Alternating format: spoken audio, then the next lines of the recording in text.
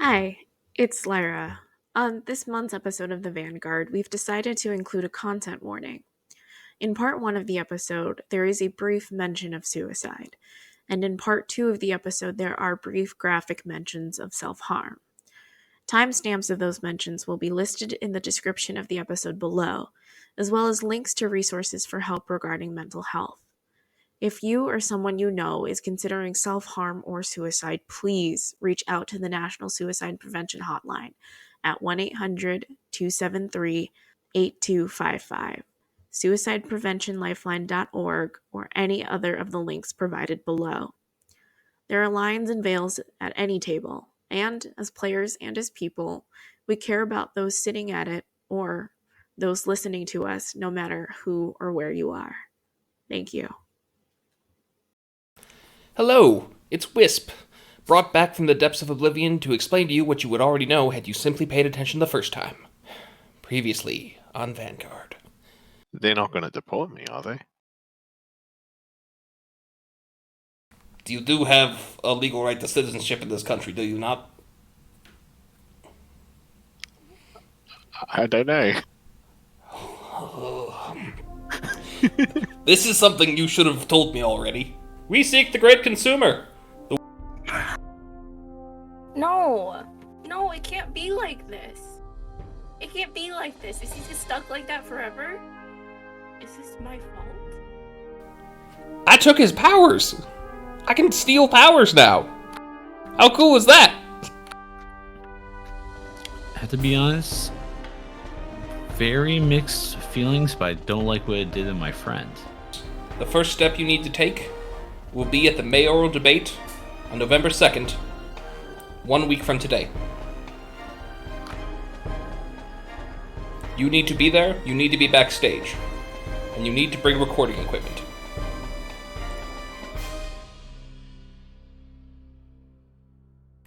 Hello and welcome to Vanguard, the monthly Mutants and Masterminds tabletop RPG podcast.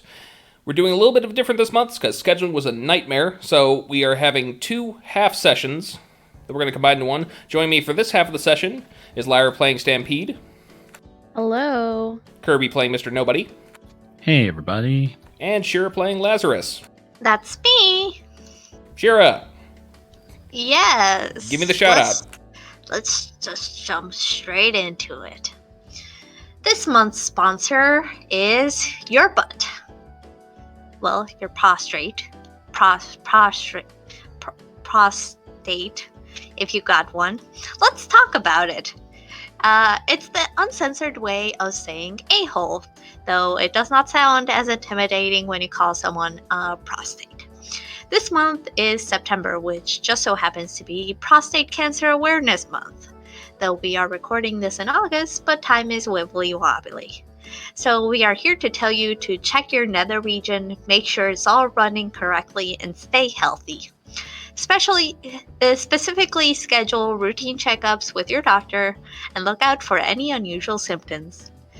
Prostate cancer is one of the most common cancers after skin cancer in men in the United States. Take care of yourself, and if you can't take care of others, go to prostatehealthguide.com to learn more or to donate. Ultimately, you can call the Vanguard cast nationalists because our priorities are pro-state. I have made a monster. Okay. Did you get the pun at the end? Yes, sure, I did. Okay. We are a pro-pun group here. So, I don't know about that completely. I want to point out that I okay. wrote that line before I wrote anything else. you're proud of that line. I'm very. Pro pundits. So, we will begin where our Bony Minus episode left off last time. Thank you, Lyra. Bony Minus episode. With Mr. Nobody holding a would-be assailant in a chokehold on a cargo container suspended by a crane. That's a lot. If you missed the episode, you might be confused as to how we got here.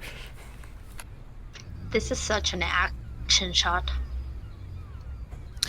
Mr. Novi tries a more raspier voice than he normally would go for. Because I think at this point, like, I'm still wearing, like, the suits that I normally wouldn't wear. But I also just have my little domino mask on. I'm like, who do you work for?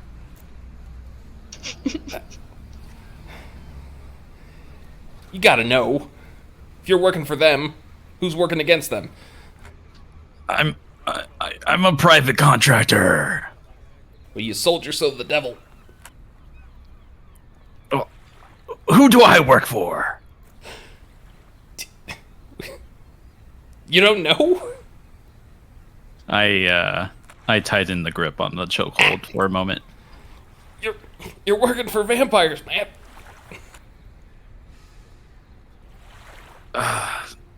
Can I do the equivalent of an insight check? Yeah, the equivalent of an insight check is an insight check. Man, this system's so complicated. 1 sec. Nice.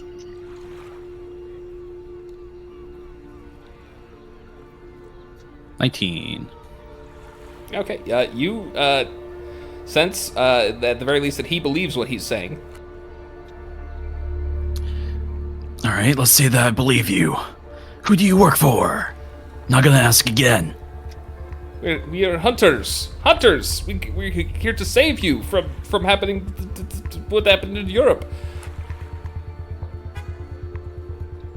I think Mr. Nobai, like, pauses for a moment, lets him go, says in a scratchy voice, because he's not used to doing a raspy voice, is like, all right, let's let's say that I believe you. Why would you know what? And Mr. Nobody just begins looking around, and then he looks at the suitcase that's in his charge. I'm just gonna stride over and try to open the suitcase. Okay, how are you trying to open it? Is it like a standard like combo lock type thing on there? Yeah, it is 2 3-number combinations on each for each latch. All right. I assume this is like a fancy, durable suitcase. It does appear that way, yes. Okay. I'm gonna look over at the guy. Hey, awkward question. I think maybe both of us got off on the wrong foot, although to be fair, you shot at me. Do you have some sort of lockpick? He looks at the gun that he threw over the side. Maybe? Maybe.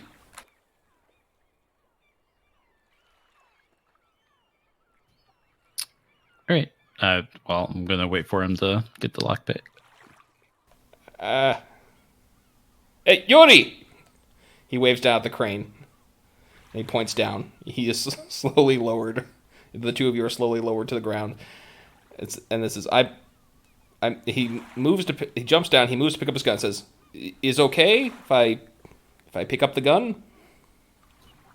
Yeah, that's totally not gonna hurt me, anyways.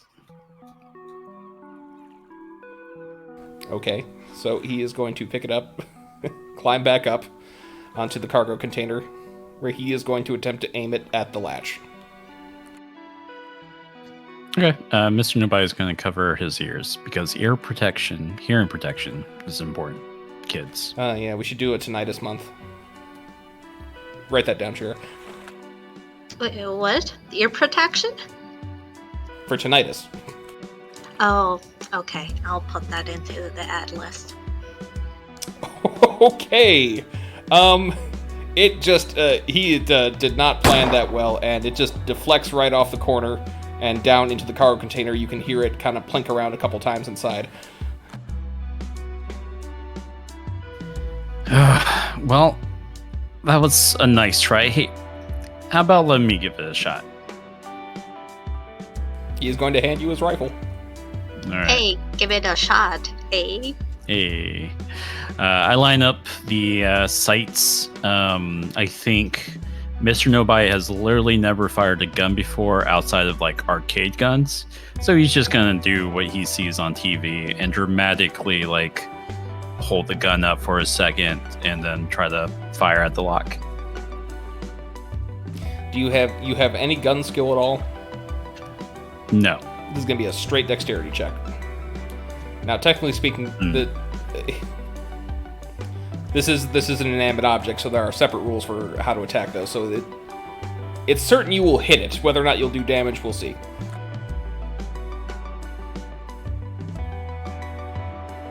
Okay. 12. Can I hero point this? If you'd like, yes.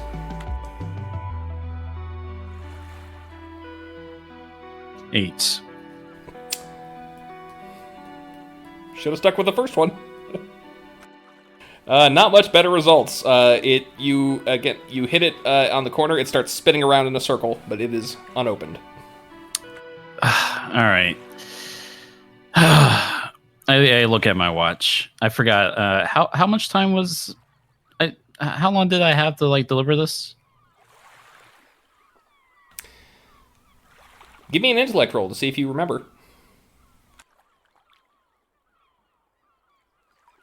16.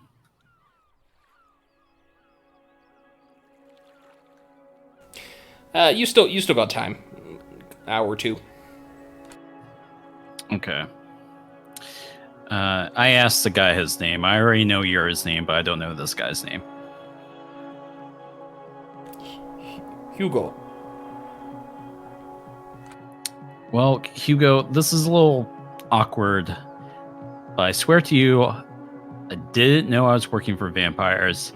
And I'm doing a really bad job right now because between you, myself, and I'm sure you're probably going to tell Yuri, I'm supposed to be investigating these vampires. So, I'm going to be really vulnerable here. I'm going to be really honest. Maybe we can do a team up. Give me a persuasion roll, please. Let's see. That's going to be a +7.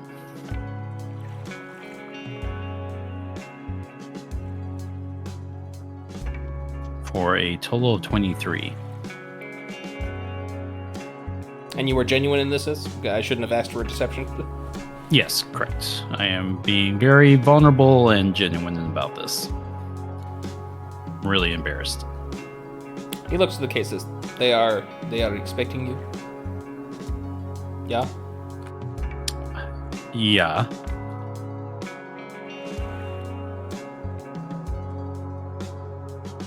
Maybe we open the case, we put something of our own in there.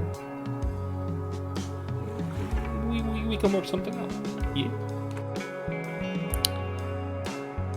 Maybe.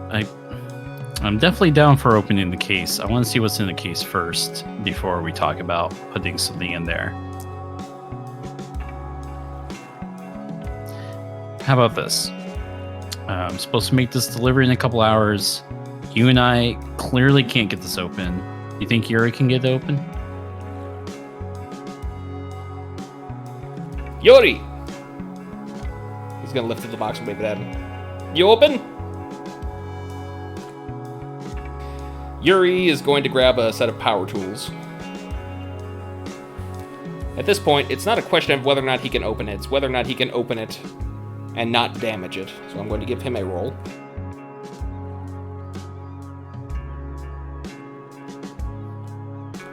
Which he does manage to do. There's only superficial damage, which could be explained away by just... being attacked by 2 hunters? Yeah.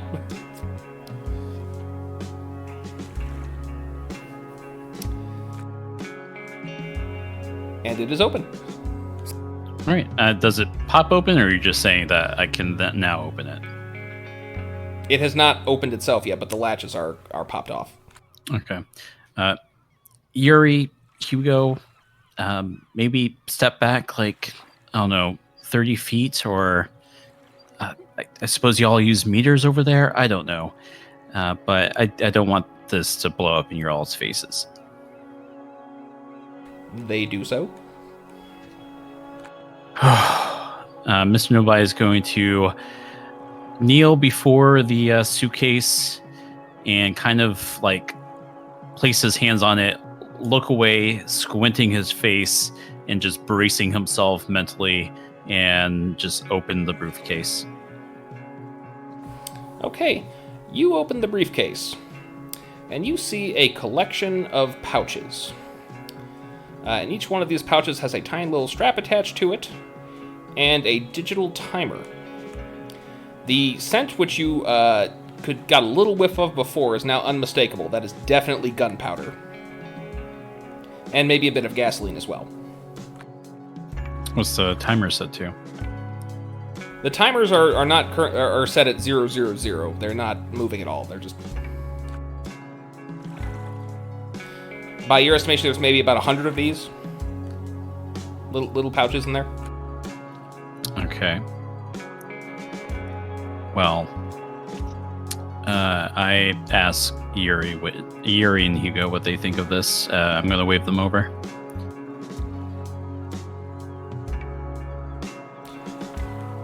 Well, Hugo's going to say it's like some kind of explosive. I do not know. Never seen one like it before. This is kind of a... He's gonna lift one up and sniff it. Oh my. Not the... He puts his hand through one of the straps. It's a little small for his wrist, but it does strap on. Wonder, why the strap? What are they attaching it to? I examine it further. Give me an investigation. 14.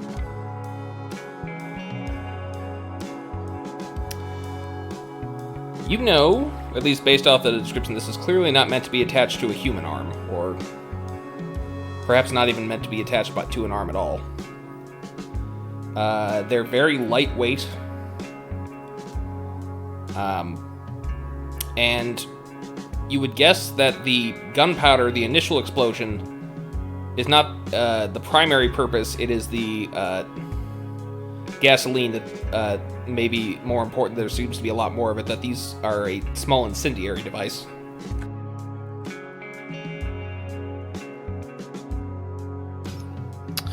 All right, Hugo. What were you thinking of putting in the suitcase, and where were you thinking of putting the suitcase?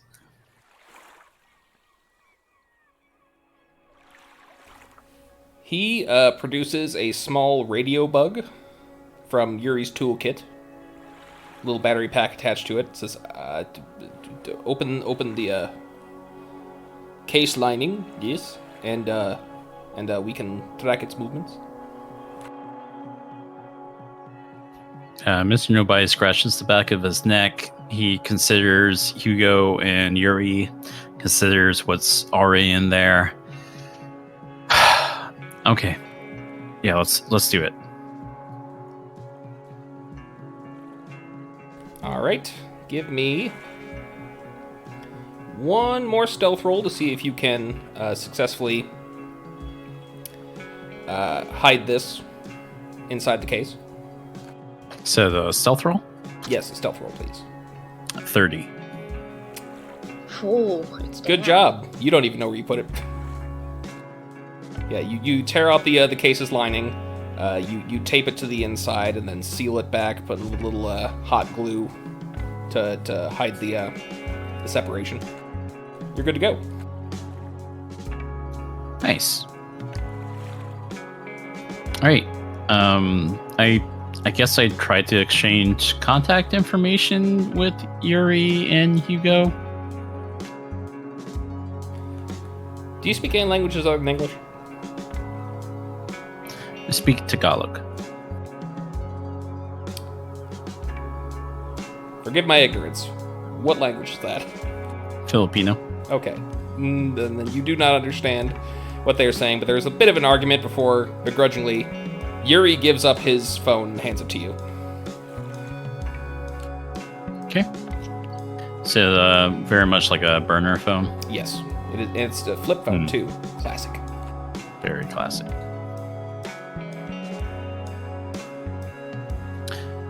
All right. Check that off on Sloth being nostalgic about the 90s bingo. Don't worry, I already wrote that. Or something similar. All right. They reluctantly let you go, but based off what they've seen you can do, I think they both accept. Even if they wanted to stop you, they couldn't. And at least they have an ally in you now. All right. Then I go and try to complete the delivery. Okay. So you head to the SS James Tesla. There are a handful of workers around. When you arrive and you give your name, they guide you on. They instruct you to board the ship and enter the lower decks.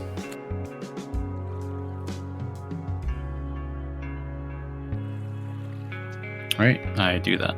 All right. If you are following instructions, yes, you will eventually be greeted by a face you've seen before, and not a particularly nice one to look at. You've known this figure as Rex. Sorry, Wretch, not Rex. Wrong game. Shepard. He says, you're the new boy, are you? I would prefer a new man. Well, survive a couple weeks, we'll talk. Maybe I'll even learn your name. Right. Here's the delivery. Yes, please gently place it down on the floor.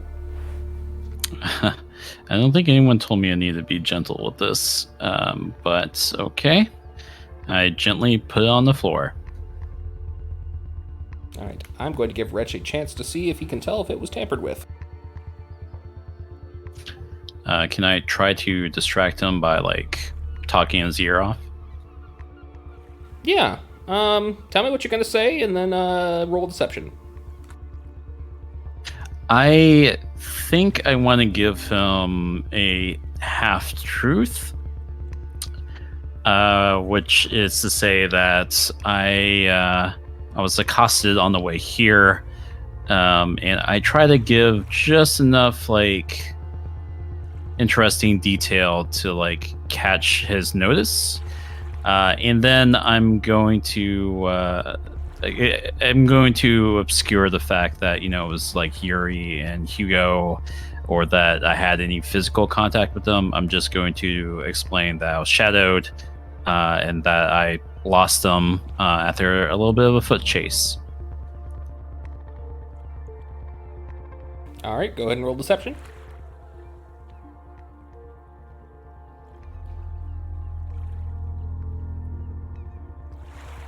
$21. Oh, you beat it by 1 point.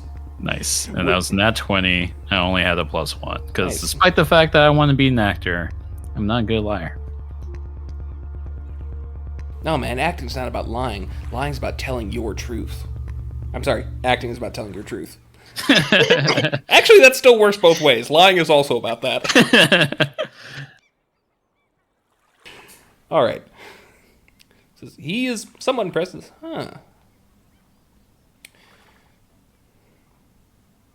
Good man. Tell you what. You'll make a little extra money. I'm sorry, was that a question or a statement? It's a question. Character. Okay. I clear my throat, partially because my throat is still bugging me from doing the raspy voice. I'm always up for more money. Can you swim? I'm okay. All right. Be back here at noon. There'll be an extra $3,000 in for you. Oh, all right. Done deal. And I set my watch. All right. Let's cut over to another player. Lazarus. Me? When last we left you, you were attempting to find buddy number 6-2, 6B, I guess we'll call him. Number 6 beta. Okay. Now, by this point, you have regained everything that Bob stole from you. Although you don't actually know that Bob stole it from you. You thought it was cats. Okay, I was gonna ask that. Have I regained my hair? It's growing back. It's very itchy, but not that back entirely. Okay. So I have attractive 1. Fine. Okay. Halfway up to my attractive 2. You have the 5 o'clock shadow of sloth hair now. Oh, I love that. So, how are you going about searching?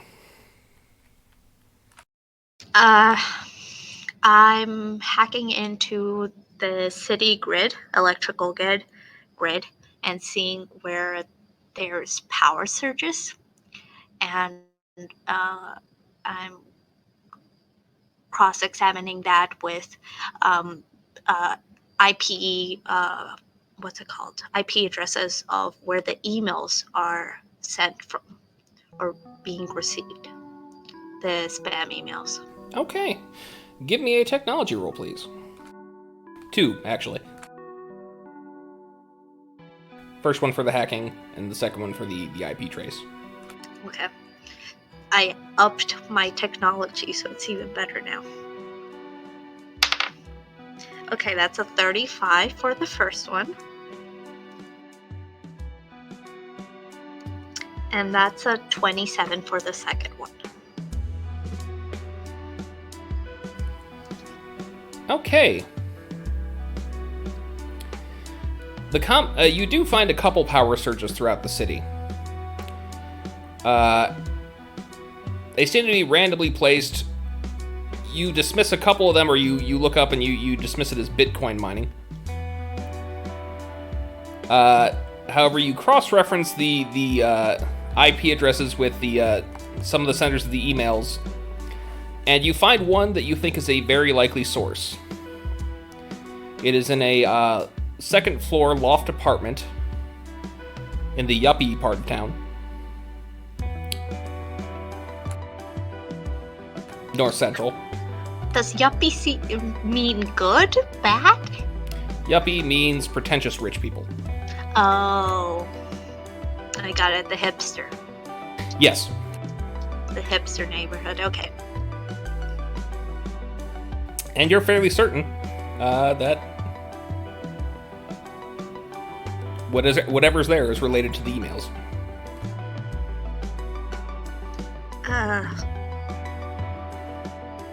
Okay. I'm gonna write a note that I'm going to the specific place, but I'm gonna head out there as soon as possible. All right, where are you leaving this note? I would imagine by my, well, I have my lab at the Vanquisher office, so by my work computer. Okay. Or maybe paste it outside my lab door, so if anybody comes knocking, they see that. Fair enough. Well, you being the fastest sloth alive, it is very easy for you to get across town very quickly, and you find the address. Around here, there's a bunch of public fountains, skateboarders, people doing hacky sack. There's a dude passing out revolutionary literature. I quickly steal a scarf and put it on so I look like I belong. Oh, there's so many scarves to choose from. Are you stealing a scarf that someone's wearing, or stealing a scarf from one of the stands that they're selling them? One of the little boutique shops. Ooh, one of the boutique shops. All right. Give me a stealth roll, and then depending on how good you do, you can describe what your scarf looks like. 20 total. Yep, go ahead. Tell me about this wonderful scarf you've stolen.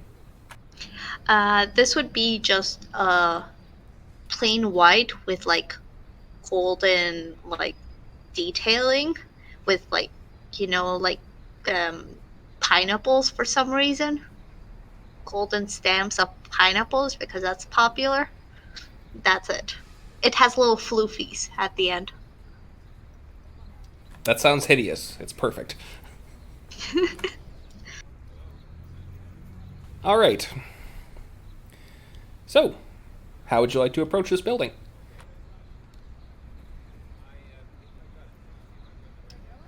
Actually, does it have any windows? Yes. This is clearly some kind of repurposed factory. And on the second floor loft there are large windows, almost like what you would see in public schools. As well as there are a couple of ceiling. What's the term for ceiling windows? Why am I spacing out on this? Skylights. Skylights. Thank you. Yeah, very bougie. Okay, I'm gonna use my wall walking movement to see if I can climb up to the second floor. You easily do so, as this is the brickwork leaves plenty of nooks and crannies for you to dig your claws into. You can make your way to the top, where if you attempt to look down the windows, you will see. Actually, roll perception. See what you can see from up here. I know you're not great at it. Maybe sloths just naturally have really bad eyesight.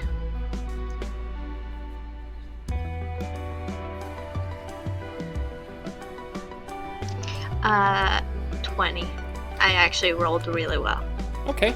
Looking down into the loft, you see it has been repurposed as some kind of gallery. Bunch of multimedia artwork pieces, and a massive computer console on the far end of the room. You also see a buddy. Does he look activated? Yes. He's currently working on a painting.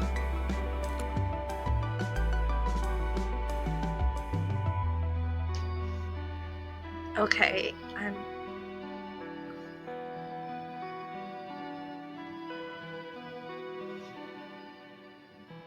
No, I'm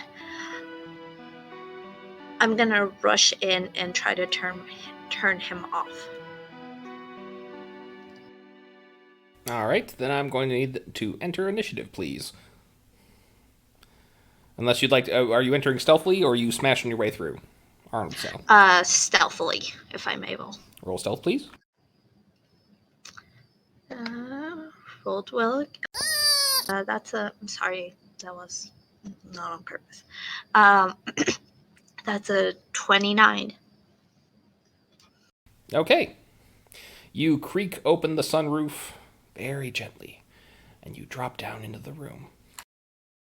Next to you is a pool of black liquid with a hand-shaped button on it that says, press here. There's also a display to your right that, from a specific angle, well, looks as though it's a bust of whale Sean Connery with a whale's body. But from another angle, it looks like an orca's head on top of a body wearing a beautiful tuxedo. What do you do?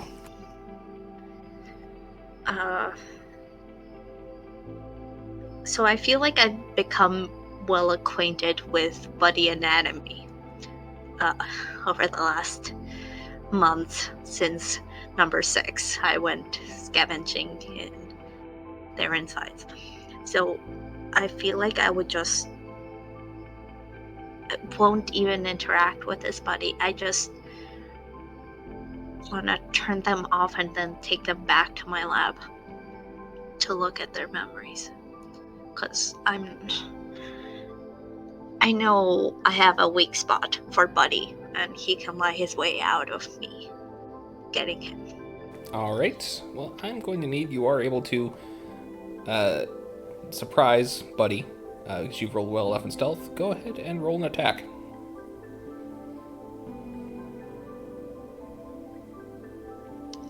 Okay, my attack bonus isn't great, so I need to roll well. 17.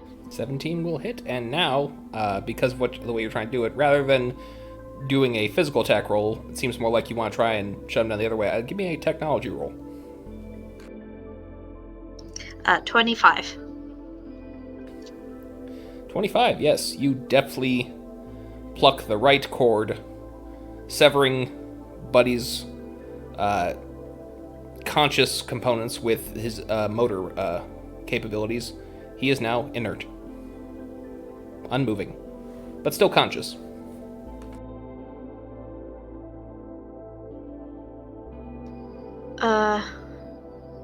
Okay.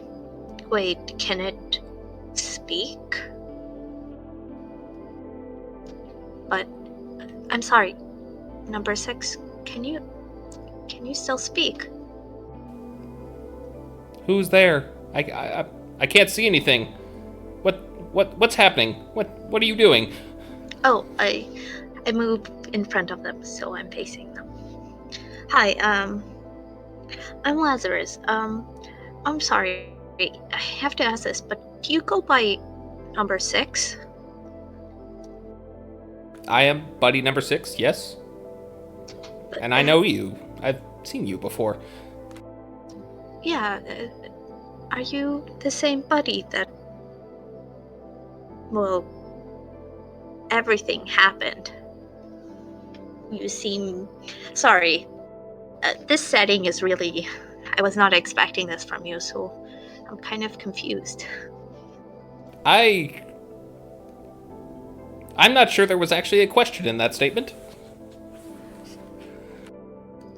I'm asking... Are you the same consciousness that basically blew me up last week? No. Well, why on earth would I do that?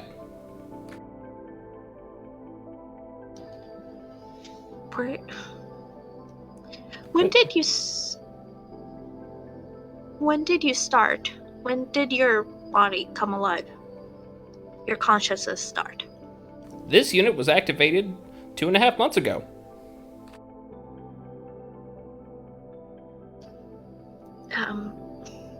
And you've just been here? No, I've been all over this city, Lazarus. Why have you done this to me? Well, there's a number 6 that is killing people. And unfortunately, they've lied to me a few times. So, I have to take you in to get second opinion or to look through your memories. Lazarus, I assure you that is impossible.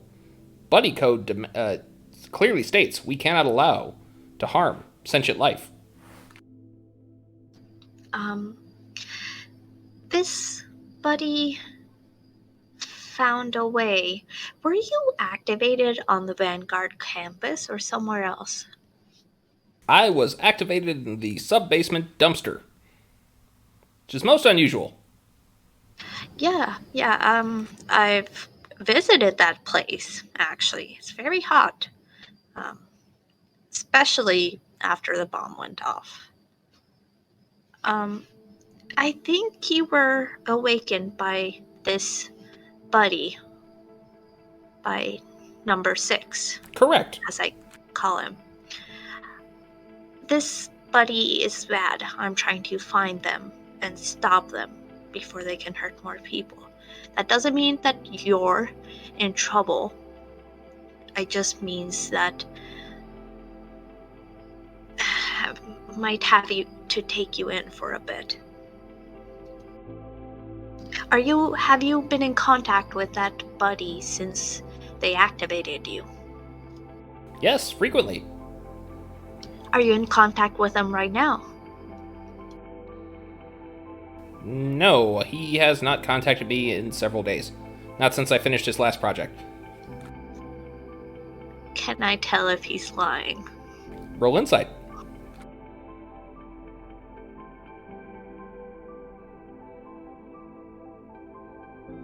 13. Oh wait, no, 11. You're unsure how to feel. Buddy number 6 has been very tricky.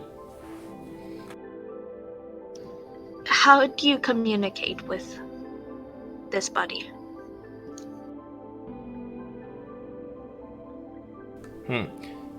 Verbally, usually. Does he come to this location? Do you just talk through online? I have not seen him in person since he created me. Is there a specific system or code that you guys use to talk to each other? Buddy's confused and responds, "Do you mean English?" No, I mean, how have you talked to him? Do you use a special buddy software? What application? What code? What do you text message? Do you phone call? What do you do? Well, we speak to each other, Lazarus. I'm confused as to this line of inquiry. Can you just speak to them when they're just far away, like instantaneously, through no external force? No. Phone is an option. Face to face. Yes, but if you wanted to, could you send them a message right now? I cannot do very much at all right now, Lazarus. I seem to have been severed from my motor functions. But if I restored that, could you? I could attempt.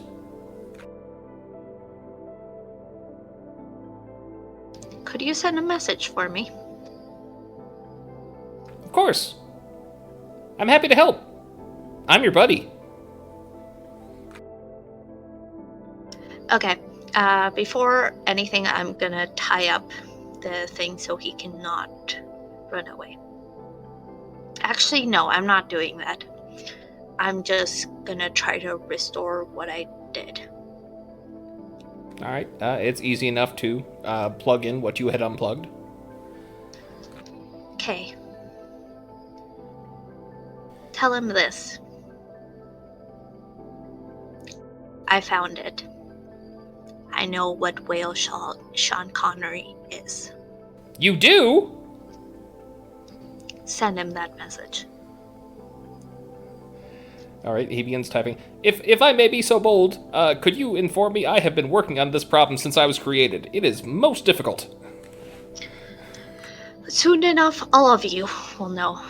Hopefully. I just want to make sure he gets the information as soon as possible.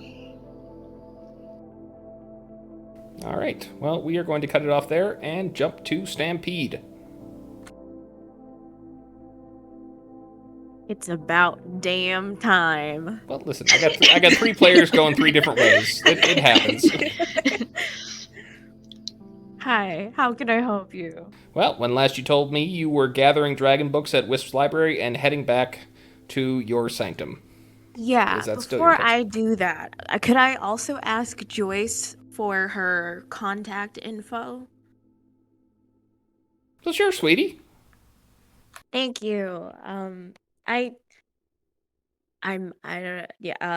really appreciate your help today, and you seem really knowledgeable in magic, and I definitely want to learn more. So if you are thinking of taking up any more students, I'd love to be one. Maybe? I don't know. I think that's a great idea. Although you're pretty far enough on your own, she's gonna frazzle your hair a bit. Thanks. Yeah, I probably won't be making contact with you for a while, but until then, I guess. Thanks for your help today. And yeah, I'll go skedaddle back home because I left a baby dragon by itself for a long time. Okay, are you taking the Vanquisher route or the skate park route? Whichever one is closer. Okay, that'd be the skate park. Okay. And- I'm gonna get birds to get me there too. Okay. We're gonna go in the sky. While you're there, by the way, you do notice, I don't know if Hoshi had mentioned these to you in particular, but a couple of figures in black hoods who are asking the children there if they have seen the Great Devourer. Can I go up to one? You sure can. Hi. Ah, you there, young miss. Have you seen the Yes. Great Devourer? Have you heard his call? What is the Great Devourer? The Great What do they look Devourer like? is an entity... Well, the Great Devourer looks like the end, my friend. One who will consume this universe in the heat death and bring us all to the glorious singularity. Have you seen him? We're trying to find him. Heat death singularity. Have you tried a nuclear power plant? Maybe he's there? Nuclear power... No, that's going in the opposite direction. That's producing energy. Oh, okay. A place that totally sucks energy. Try public school. Choked. Got him. Thank you, young miss. All right. Good luck. Sure you alright? Yeah. Don't try laughing while you're inhaling. Those are two separate motions. Okay, entering your private sanctum, you are going to see an absolute mess. While the building itself, the manor, is self-repairing, the grounds are not, and there are hundreds of holes dug into the ground, and the trees appear to have their leaves burnt off and charred. Uh-oh.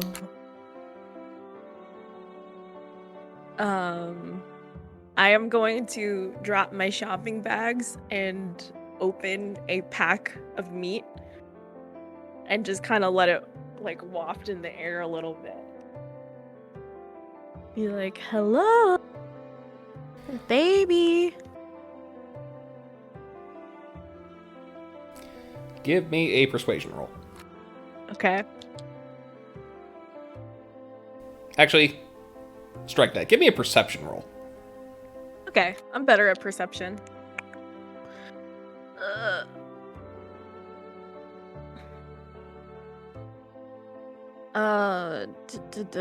29. 29. Okay. You narrowly dodge your new reptilian pet as it lunges out of one of these holes in the ground at the meat you're holding in the air. Its teeth now partially emerged. This might hurt a bit more than last time. Oh. Would you like to dodge out of the way? Yes, I would.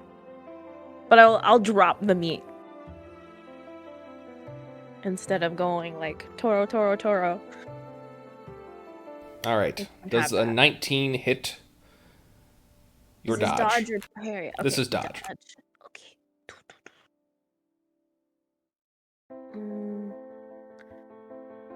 Yeah, 19 hits my dodge. Okay, give me a toughness roll, please, as you were not fast enough, Mhm. and it is now partially biting around your hand. Ah. Nat 20, so total of 28. Yeah, you're fine. It stings, but you're fine. Ouch. Yeah, it comes with the territory. How big is it now? It is a little bigger than it was before, but still on the same molt, you'd guess. Okay.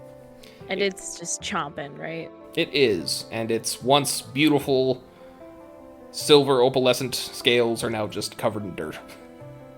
Filthy. Okay. Alright, I will, as it's finishing that hunk of meat, I will take another out and hold it in my hands. Are you holding it the exact same way? I'm gonna hold it like. Am I taller than it? Yes.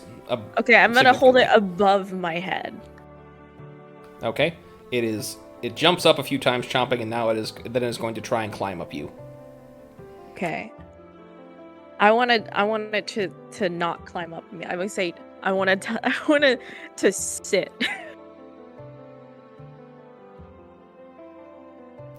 That might be a little bit too complex for it at this point, but give me an intimidation roll.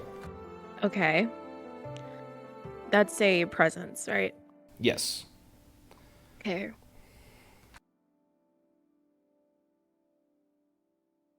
Uh, 16? 16, you manage to say down.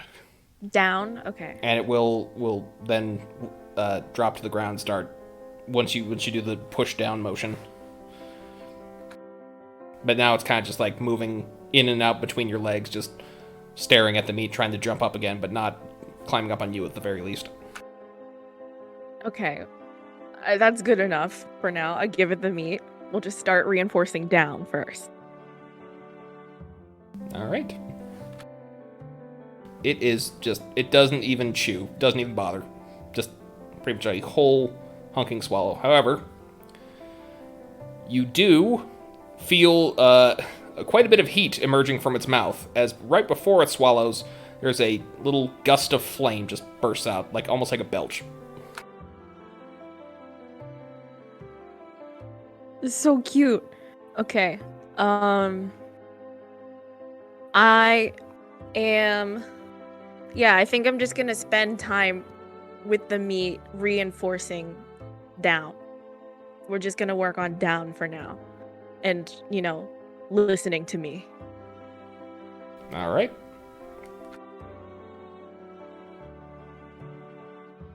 Do I have to roll anything? I'm gonna give... I guess this one might just be a persuasion roll. See if you can reinforce down. Okay. Maybe it could be zoology. If you have zoology, I might allow that, yes. But that'd be an intellect roll rather than a presence roll. It's okay. I rolled a 19 on the persuade.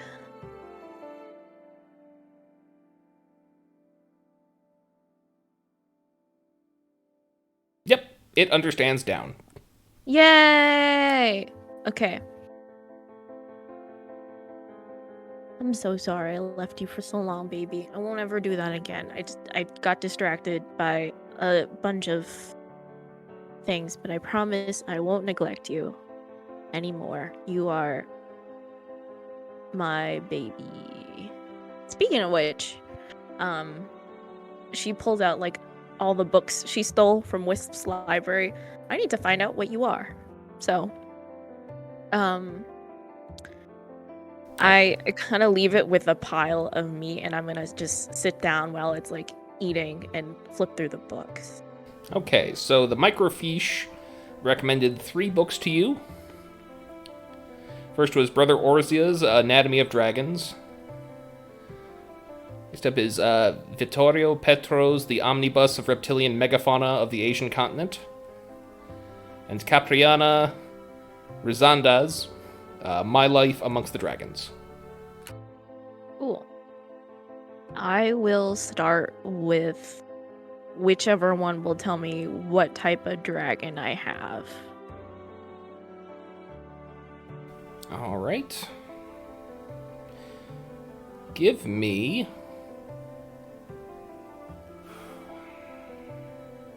What expertises do you have? I have... I really don't like how slow my scroll bar is. Okay, I have magic, world history, zoology, and dragons. Oh, well, let's go with dragons. That's probably the most applicable. And Alright. because you have these books, I'm going to give you an additional +2 to the roll. Thank you. Okay, 18. 18. So, with Brother Orzia's Anatomy of Dragons, which has more than a few unpleasant pictures of dissections, hand illustrated on... what languages do you know? Languages, I only know English and high school level Latin. Okay. It is written in Latin. So what Okay. I'm going to need from you, and attempt to translate this because you only have high school level, give me an intellect roll. Alrighty. 14. 14. It's Oh wait, 16. Sorry. 16. Okay. Yeah.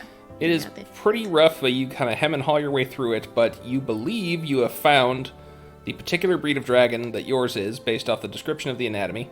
It is a Norwegian whiptail. Norwegian whiptail. Yes, I look at the baby. breed known for a long, thin body and an even equally long, thin tail, which it uses to ensnare or slap its prey. X out. Because I think the first thing it tried to do was whip at me with its little baby tail. Does this book also mention, like, with the anatomy, like, its dietary and physiological needs at all? That's going to be another roll. Pretty much anytime you ask a question like that, I'm going to give you another roll. Intellect, right? Mm-hmm. Okay, that's a 13 this time. 13. Okay, well, you're at least from Brother Orzia's book, you're unsure what to feed it. However, he does describe that without dissecting, it's very difficult to tell the difference between males and females outwardly. There is a slight difference in the arrangement of scales near the base of the tail. Okay. So it's hard. Can I try and sneak up on baby and see baby's tail scales? Give me a stealth roll, please. Okay.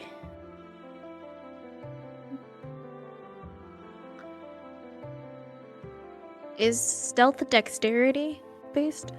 I believe it's agility based. Okay. I'm pretty agile then. But let me just double check to make sure.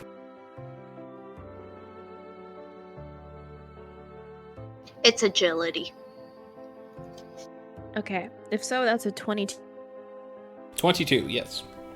You are definitely able to do that. And, alright. So, you get in close, did you bring the book with you? No. I don't want it to char the book. Smart move. Alright, you do get a good idea of the arrangements of scales on the baby dragon.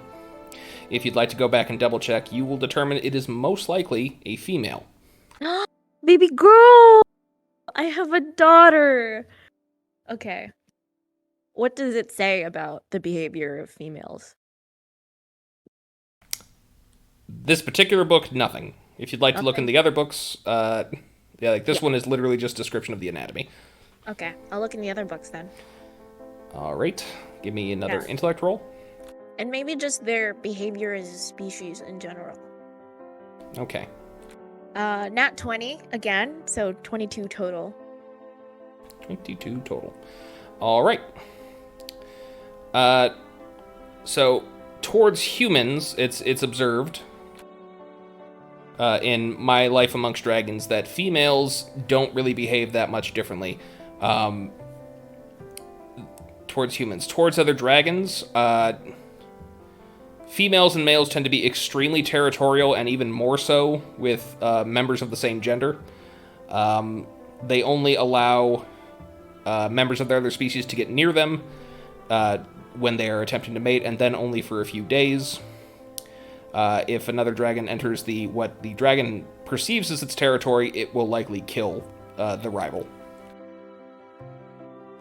Okay. Does it say anything about babies, babyhood, how they grow and mature, like juvenile stage? Capriana observes that dragons they reach adolescence very quickly, within a couple years. However, reaching full adulthood could take as long as a century. Okay. Oh. so baby might outlive me. But that means I have to do a good job raising baby.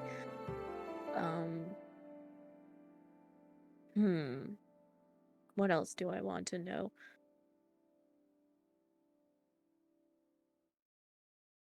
So she's Norwegian, but the inscription on her egg was in Old English. Yes. How did the English get a Norwegian egg? Do you have a world history roll? Okay. Or expertise? I think you mentioned you Yeah, I had it. do. Mm-hmm. Ginny's in AP World History, and she's killing it. 27. 27. You remember looking back on your AP Euro history of a dramatic painting of Ivar the Boneless, the great Viking warlord who conquered portions of the island of England that would eventually become England or the United Kingdom, riding atop a beautiful white opalescent dragon. The Vikings had dragons? That's so cool. Wait, did I just hear how to train your dragon? I know. Ivar the Boneless was a real dude. Ivar the Boneless was a real Viking. And in my setting, he rode a dragon. That's cool as hell. So my baby dragon is descended from Viking dragons. That's pretty sick. All right. In the interest of time, I'm going to give you one more question. What's burning?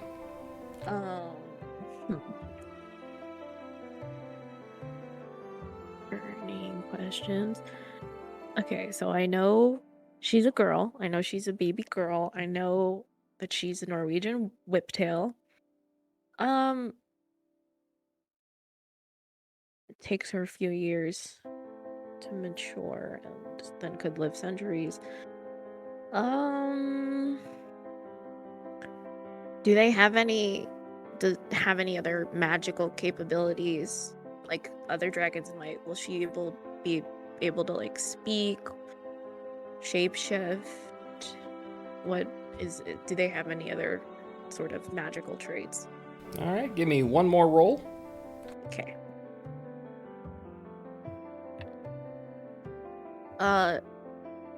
24. 24.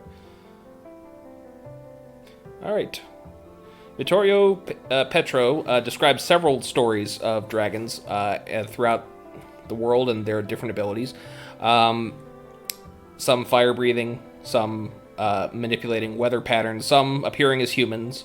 It appears to be wildly varied, even within individual species, suggesting that they might learn magic in a similar way to how humans do it. Okay. So I could maybe teach her magic one day once I've got a handle on her. And does it say when those manifest? Like, do some manifest at birth? Do some manifest as juveniles or adulthood? You've seen observations that they tend to be, at least until adolescence, not very intelligent, almost similar to level of intelligence of that of a dog or a cat. Okay. All right. He also observes, and this is going to be really important for you, that in the absence of males, females of most species of dragons can reproduce asexually. So I could become a grandma? There would be more Oh no, there would be more dragons in the world. All right. Ah! Sorry, we got to jump to someone else. Mr. Nobody. Yes. You've been offered a new job. Where are you headed next? How long until my new job? It is early morning now. You got a couple hours if you need to contact someone or prep. And I'm supposed to be here. You're supposed to return to the James Tesla. Okay. I think when I get like sufficiently far away from the ship, I'm going to go ahead and call Hugo and Yuri. But I am generally making my way back toward the not Vanguard, the Vanquishers tower. Okay. It's nobody. Did you ever introduce yourself to them? No.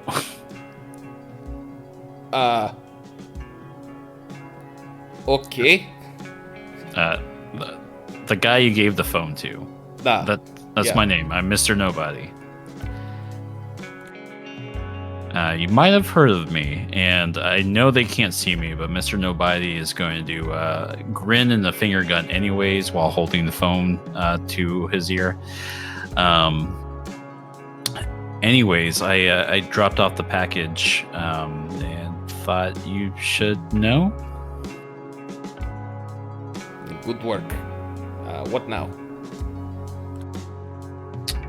Well, I don't know when they're planning on moving that any further, but I got another job with them. I'm supposed to return back to the ship. I feel like I can be an inside man, perhaps.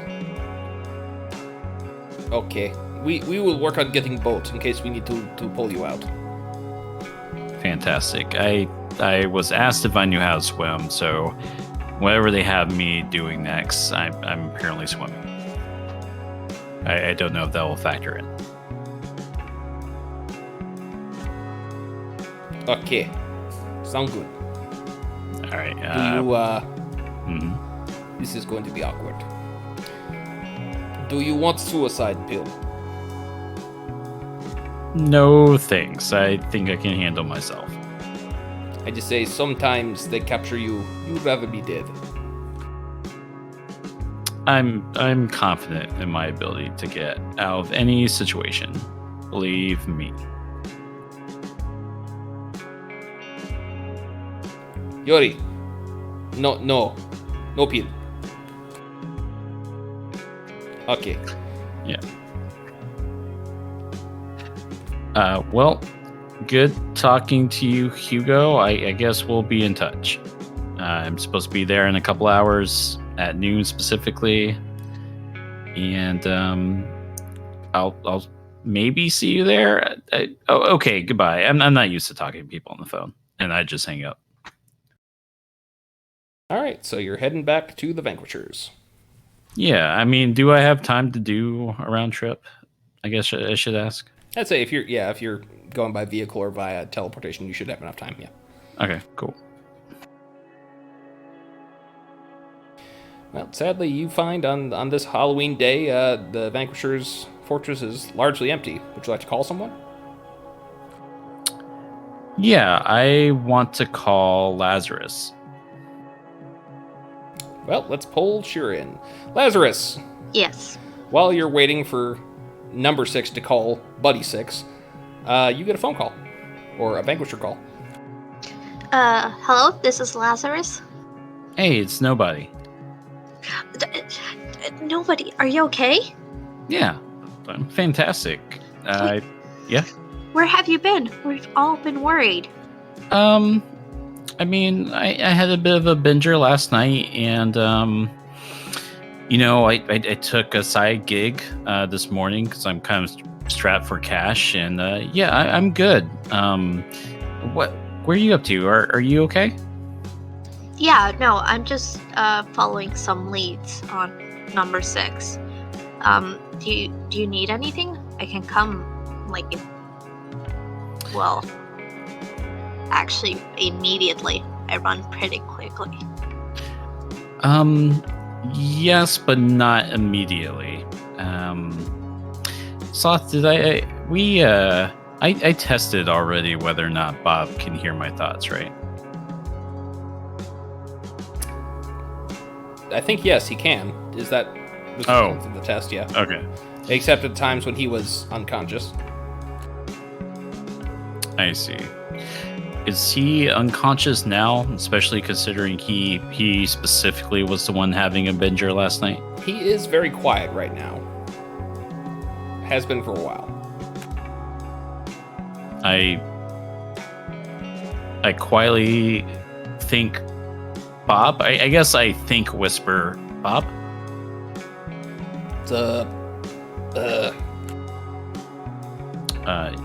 You okay, dude? Sound pretty hungover. But yeah, I'll live. You need a better liver. Hey, I can upgrade your liver if you want. You just got to find someone with who has a good one. I don't want to take someone else's liver. Okay, just checking in. And I think in real life, I tell Lazarus is like, we could talk about it later. I just wanted to make sure y'all were doing okay. It's very quiet here at the Vanquishers. You sure you're okay? You were just mumbling under your breath right now. Are you talking to anyone? No. I'm talking to you, silly. Cough if you're in danger and you can't say so out loud. Mr. Nobody will not cough. Okay. Well, I'll be there in the next half an hour. I think we should just check in with the others. Again, we've all been very worried about you. There's nothing to worry about. Don't worry. Don't even fret. Okay. Well, if you want, you can go up to my lab. I'll be there soon. Okay. Yeah. And Mr. Nobody hangs up. He's going to head up to the lab. He's going to... man, this is going to be tough if Bob can hear his thoughts. Is there any way I can just try to subtly shield my thoughts?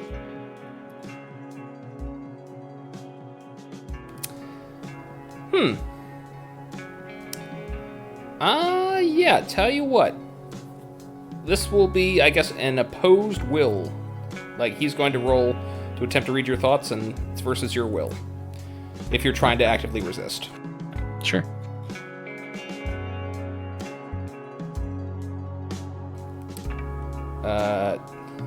Oh, jeez. No, don't worry. It's it's 10 plus your willpower. Oh. Okay, so you were rolling against me. Yes. Okay. So 10 plus my willpower would make it 15. Ah. Well, no, he's still around. For now. Okay.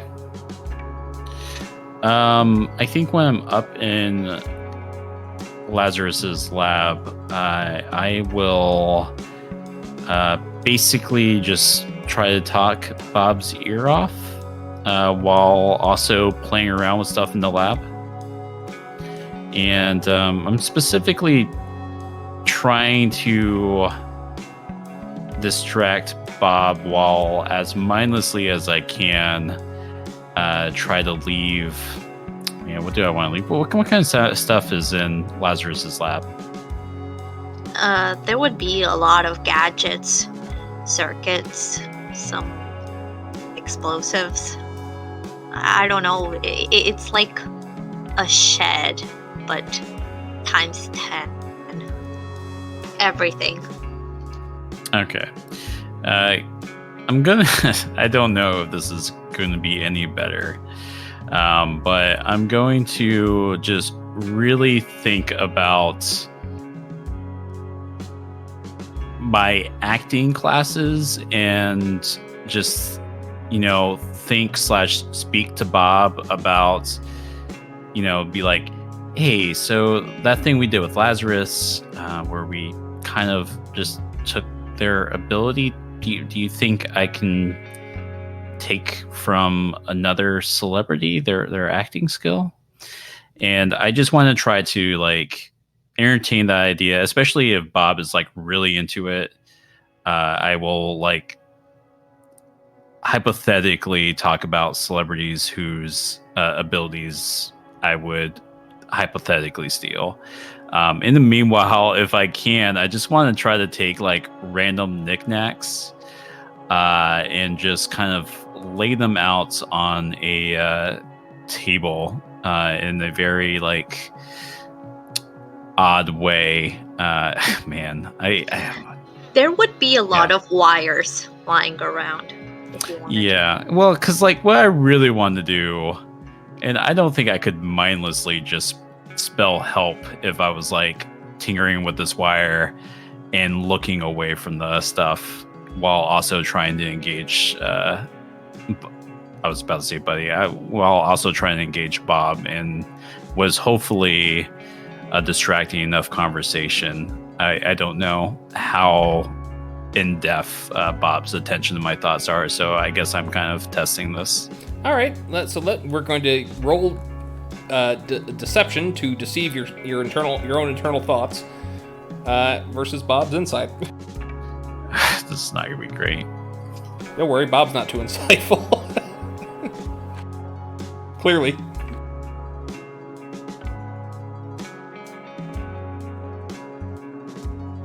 Oh god, I rolled a 7.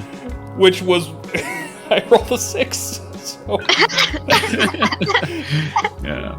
Yes, you are. Oh, that's a great idea. Who are you thinking? I mean, we gotta get someone who's actually good at acting. Because you're all right looking, but you're no Brad Pitt. Well, I mean, so I already got the martial arts stuff down, so I figure I don't actually need like a martial artist acting skills. So I think, I don't know, I can't really think of too many good acting martial artists that I would want to steal from, because that feels insulting, right? Because I hopefully will work with these people one day. No, let's get a real thespian to steal from. Jackie Chan. Yeah. Jackie Chan. Jackie Chan. Ignore that voice. I'm thinking Ian McKellen. Very powerful presence. Ooh, you know what? I like it. He has what's that fancy SAT word? He has gravitas. Did I say that right? Gravitas. Gravitas? Yeah. Anyways, yeah. And is there someone who could who's a really good method actor we could steal from? Who really disappears in a role? Daniel Day-Lewis. No, what's his name? Who was Gordon in Batman? Oh, Gary Oldman. Gary Oldman. Oh, okay. How about Gary Oldman? Gary, the everyone guy from Leon the Professional? Yes! He's a little hammy, isn't he? Well, maybe. Yeah, I suppose. He disappears into his roles. Anyways, yes, you do successfully disturb the objects without Bob noticing in a way that Lazarus will absolutely notice. Whether or not Lazarus will be able to interpret this correctly will require an insight check. When Lazarus, are you heading back now? Well, I don't know how long it takes me to do this, but I will pointedly not look at it and just walk away and just try to exit the lab while still talking up to Bob, because I figure I should probably. Man, I'm caught between wanting to stay behind, but also make it on time for my job. I guess I should really be heading to my job. Okay. Well, then we will assume you will have left before Lazarus returns. Lazarus, you arrive back at your lab and you notice... Oh, before I left, I wanted to do one thing. Go for it. I wanted to copy the memory of that buddy. Fair enough. And this buddy, at least unlike the other buddy, seems to still be following orders. Of course. And he's going to offer up his neck port. Okay, I'll do that, and then I'll just wish them a very good day, and tell them that the art is actually quite beautiful. Thank you. Happy Halloween. Wait, could you tell me I've successfully created Whale Sean Connery, please? I cannot, because I don't know what that will do, but you're getting close. You see, I mean, very difficult to see in a pixelated face that's required to be pretty much smiling all the time, but you see an almost interior screaming in the buddy as you run back. And you will find your lab in a bit of disarray. Could you give me an insight check, please? Oh, we all know I'm great at these.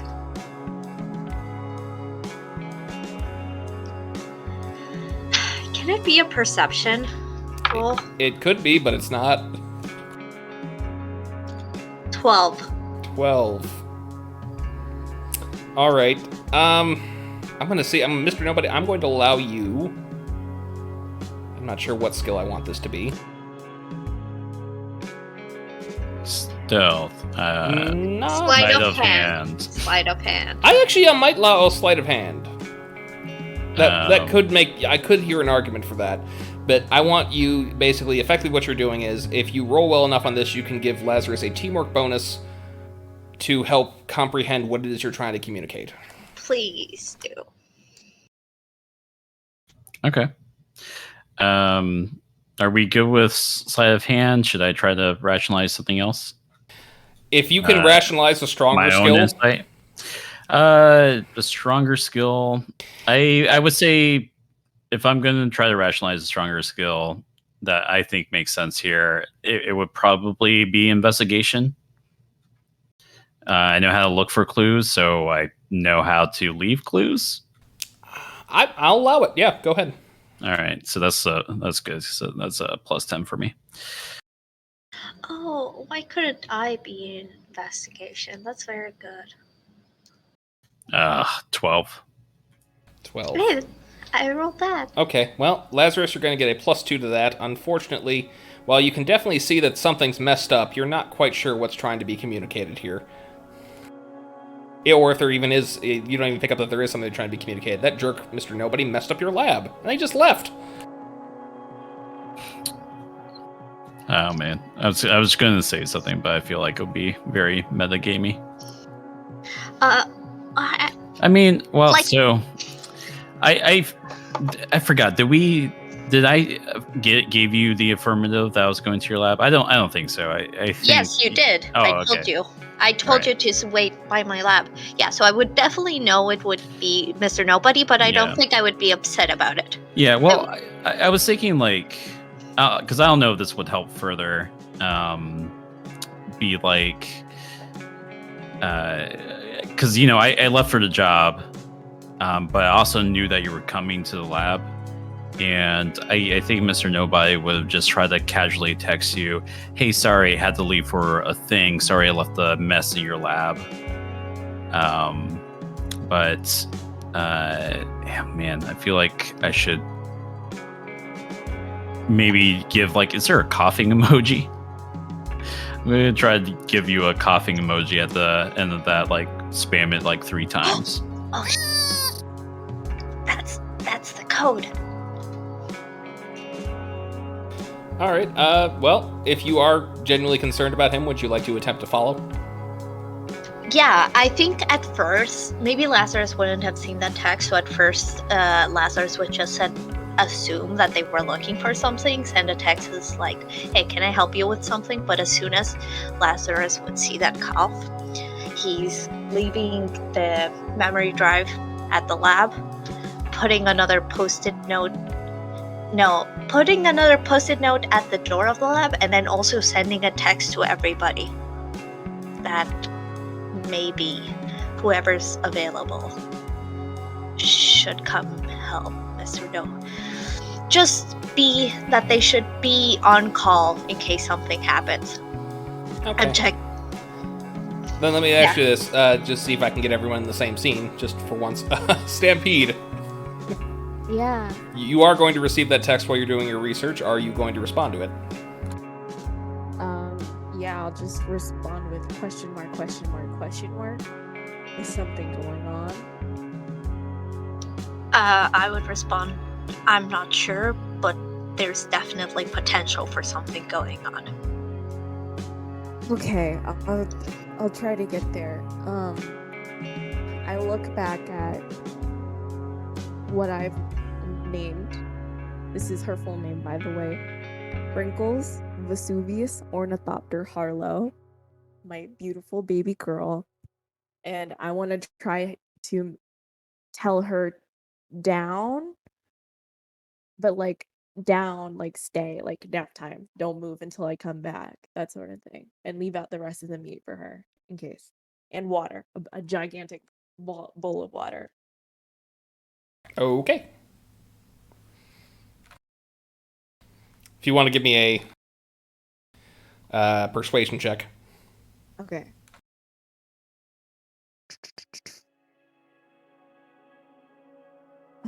I'm gonna use my a luck point on that.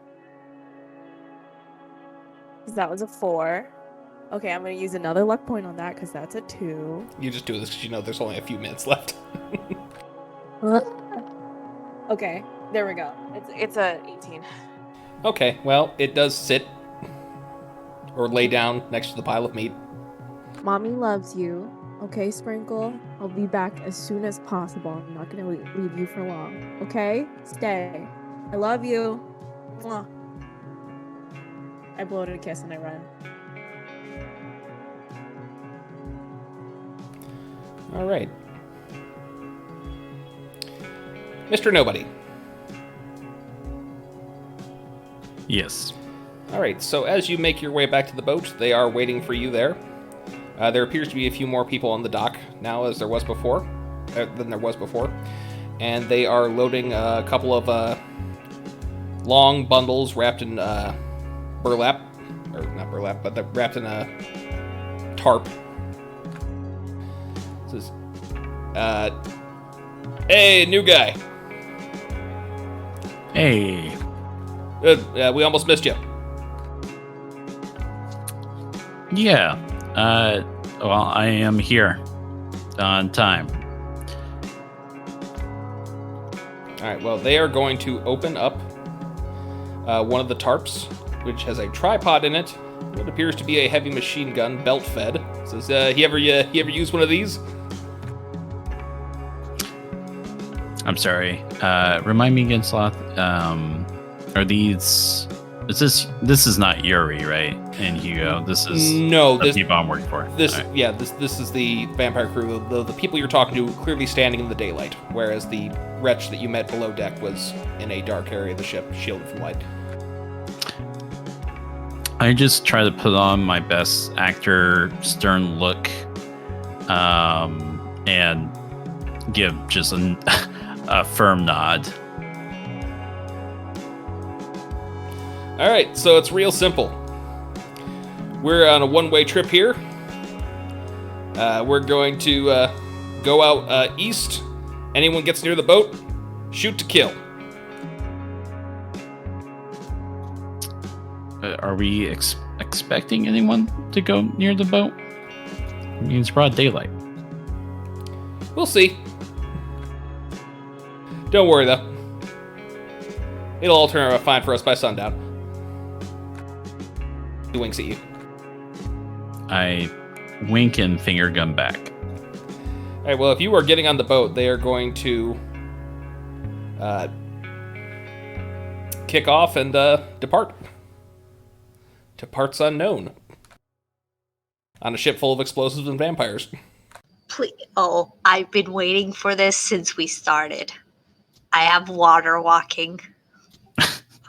Well, you can water walk to Chase when we resume next episode, assuming you can find where he went. Oh, I would be tracking everybody's location. Thank you all for coming. I hope you had a good time. We've got a lot of great setup for next session. Very much looking forward to it. Yeah. See you then. Bye. Go check your prostate. Okay, welcome to what will probably be part 2 of our latest episode. We did have to split the episodes due to some scheduling issues. Joining me for this half of the session is Hoshi, played by Wisp. Yeah. And the Wallaby, played by James. Hello. And as always, I'm Sloth, our DM. How we all feeling? Feeling pretty good, Sloth. I'm ready for a night of wrestling. Hoshi craves blood. Well, let's jump right in. It's Halloween night. in the Harambe Memorial Arena. The two of you are backstage getting ready. What have you done? Do you have your own outfits? Have you brought your own weapons? This is a no-holds-bar cage match. Anything goes. Wallaby has a bright red pair of wrestling trunks, basically underpants. On brand. With a nice design on the front. It's just like a standard, like spiky design on his trousers. He has the classic elbow pads, knee pads, boots, and he has no weapons, but he does have a bottle of oil, bright yellow oil. And Hoshi is kind of she's got a kind of Shrine Maiden-esque outfit, but there are no sleeves. Her torso under the thing that you can see is wrapped in bandages. And it's kind of tattered and it looks like there are spots of blood, but there are no telling if it actually is blood. And she does have her spear with her. Okay. You're gonna stab them with a spear? There are no rules in this match. Well, that's not true. There are no rules against weapons in this match. Totally allowed. You're gonna kill them. Yes. So, the Savage King is going to approach you with a camera crew and a microphone. Says, Wallaby, Hoshi, this is your first night. How you feeling about your first match in the Galactic Wrestling League? Feeling pretty good, Savage King. Thanks for asking. Hoshi leans to the mic. I'm gonna make them cry for their moms. She's gonna make him cry for them. The two of you are facing very experienced fighters, long-time villainous figures in the league. Do you think your inexperience may be a weakness in this fight? Let me tell you something, Savage King. I'm not inexperienced. I'm a fighter. I've been a fighter since I was a little boy. So why don't you get that for yourself? Or else we're going to be stepping into the ring together. Oh, you're not ready for that. Win a few more matches and we'll talk. But you heard it there, folks. Two confident new wrestlers in the ring tonight. Let's go to their opponents. Oh, and the whole time he was talking to the camera, Hoshi's behind him doing little poses. So, the camera, which neither of you can see but the audience can, is going to cut to what looks less like a dressing room and more like a mechanic's workshop, where Agent 9001 of the Technocracy is being disassembled and having new parts replacing his body.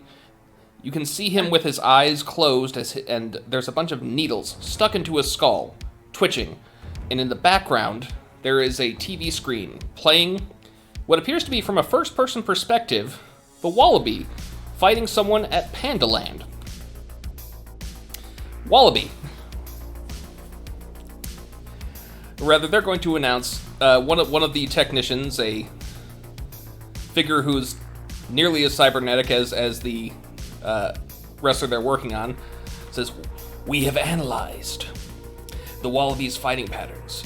We will be ready for them." Wallaby, you, from now on, and I'd like you to write this on your character sheet, are going to take a -1 against any Technocracy agents using unarmed attacks. Agents using unarmed attacks. Yep. Got it. As they continue to work on him, he flatlines. The technician turns around, flips a switch, and you see the body start to twitch massively as the metallic bits that his body is touching start to spark violently. Yeah, he's fine. We are now going to cut to the Vampires champion, Midnight Bloodfest room. He's surrounded by a bunch of figures with ashen skin. Each have slit their wrists and are pouring blood into a golden chalice. Wait, it's Sloth. I don't mean to interrupt you, but I thought it was Midnight Blood Feast. Is that not what I said? You said Blood Fest. Oh. Midnight Blood Feast, or Blood Fist, as the case may be. Blood Fest. And there's incense burning and some unintelligible chanting. A figure in a black robe pulls down to reveal Midnight Blood Feast, lifting the chalice as he drinks the blood in its entirety and lets out a blood-curdling scream. And he announces to the camera, Wallaby, Hoshi, there will be no pins in this match. There will be no submissions. Make no mistake, I will gain my immortality tonight by killing both of you. Yeah, good luck with that. He's not going to leave this the stadium alive. While we are watching these videos, Wallaby is pouring oil on his body and rubbing it on himself. Make himself nice and shiny. I'm not helping you get that off. Yeah, it's okay. I can get it off a lot. I've done this many times before. I used to wrestle in high school, you know. Huh. I didn't.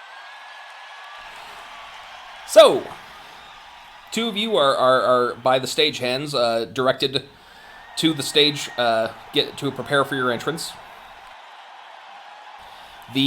At the top of the ramp, there is built sort of to look like a haunted mansion with two large wooden doors covered in cobwebs to open up for your entrance. You were also given a budget for special effects. The announcer is going to say, representing the Vanquishers, Red Wallaby!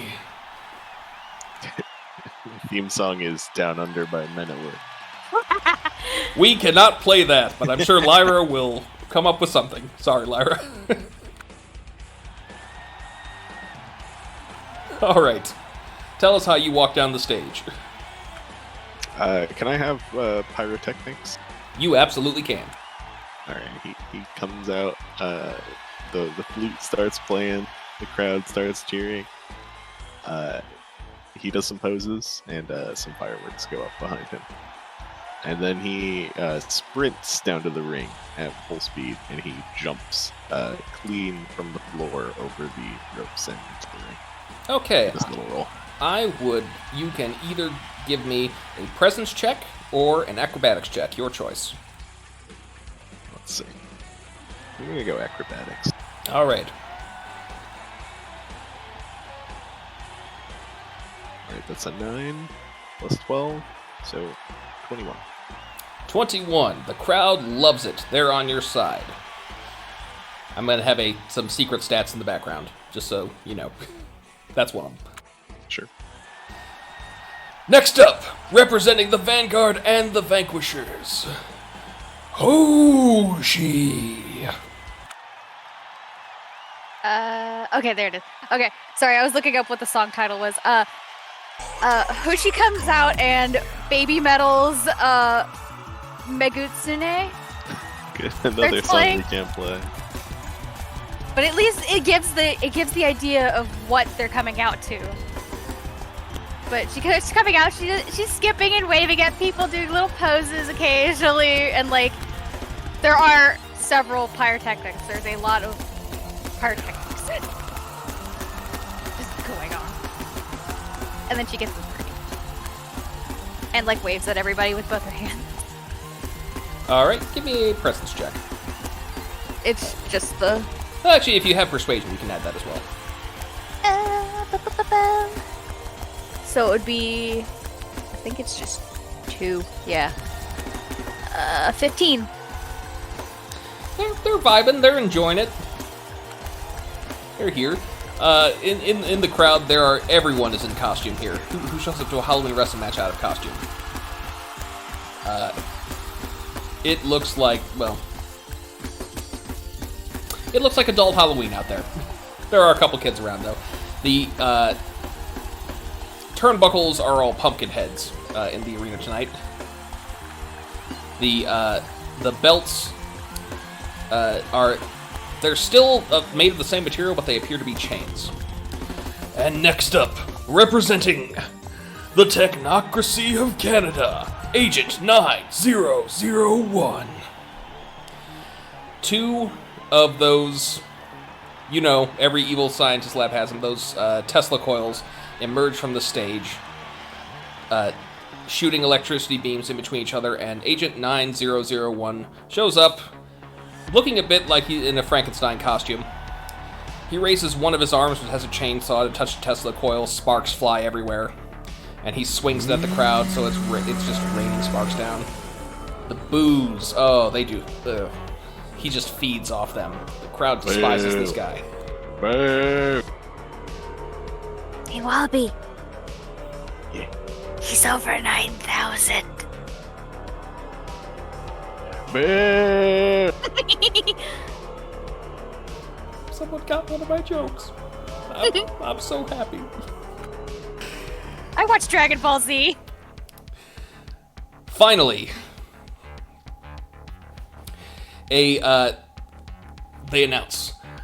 Next up, the European champion, the Vampires representative. Midnight Blood Feast! The floor opens up. A coffin emerges on the top of the ramp. And then the lid explodes off, releasing hundreds of bats into the arena. Oh my god. Followed by Midnight Blood Feast, who appears to be covered in what you hope is red paint, but suspect is not. Wait, I have a very important question. Is there a top to this stage, or can you climb out? The cage has not been lowered yet. Okay, well, Yeah, he's gonna cower in the corner and look out for bats. Well, there's a top, but it's like bars, like the rest of it. It depends. Sometimes there's a top, and sometimes there isn't. Depends on what kind of cage. Oh, well, the ones I've seen. At the side of the arena is JJ, the longtime announcer of the Galactic Wrestling League. And joining me tonight is the actual Grim Reaper, a retired professional wrestler that we all know and adore. Thank you for joining us tonight, Grim Reaper. You're welcome, JJ. Hoshi? Hi, Grim! You're my favorite! Actually, I was going to say, Hoshi, as you are not from the Western canon, this being will appear to you as whatever the personification of death is in your culture.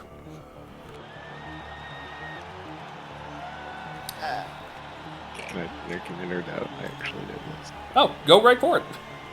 It would be a Shinigami. There Yeah, are many different demons. I think there are hundreds of them that represent death in Japanese Yeah. folklore. So, can I assume tonight that you're here for a special reason? Can we see you do your job tonight? Oh, I wouldn't spoil the match. Let's just say I'm very excited about what's to come. I'm gonna say for Hoshi, he looks like Ryuk from Death Note, because screw it. Fair enough. Although we can never use that in our official art. Yep, nope. We'll just have a picture of Willem Dafoe. I'll take it. So, the referee stands between the two tag team groups. Says, okay, this is a Hell in a Cell match. We're going to lower the cage above us as he gestures to the roof. This match only ends when both members of a team have either been forced to submit or been pinned. You may not leave the cage any time. To do so is forfeiting the match. Do you understand the rules as I have told them? Yep. Yes. Lower the cage! The crowd starts to chant, lower the cage! Lower the cage! Does the ref get out of the ring, or does he stay in the ring? He will be in the ring with you. Oh, okay. JJ is going to announce this. Now, the cage was chosen by the Vampires champion. Very strategic move on his part, as both of his opponents have leaping powers, which will not be too useful when there is a roof above their heads. That low. Very smart, but I wouldn't count them out yet. They've got other tricks up their sleeve. I'm going to need the two of you to decide who will begin in the ring. Wallaby shrub. I'm fine either way. Yeah, if you want to. I mean, it's your match. I'm just here to have fun. Wallaby nod. Raises his arms into a grappling position. All right. Both of you, to your corners. The bell rings. Begin! Let's roll initiative. Just, is Hoshi stays in the corner until she's tagged in? You stay on the outside of the ring, on the other side of the ropes. Okay. At any time, if the Wallaby touches you, you can then swap places, and then he will leave the ring, and then you can jump in. Okay. And You have to stay in your corner, then. That is true, yes. Okay. So we all roll initiative? Or? Nope, just the two wrestlers for the moment. Okay. I rolled a 20. Nice. Agent 9001 rolled a 22. Ooh. Boo. Everyone was permitted to bring in whatever weapons they choose. Strangely enough, Agent 9001 chose to bring in a large water cooler jug.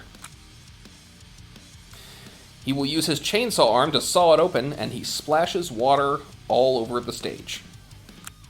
Hey, come on. That's What are you rude and a waste of water. Yeah, that's a waste of water. Don't worry.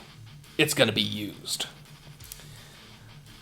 You see, from the ceiling, a bunch of ropes falling down, and you see 4 other technocracy agents descend from the ceiling, each with a cable in their hand, which they are attaching to the cage. Says, I have a little surprise planned for you, Wallaby. And he puts his chainsaw up against the cage, and again it sparks electricity. 15,000 volts. More than enough to flatline even someone as strong as you. Yeah? Well, I'm oil. So there.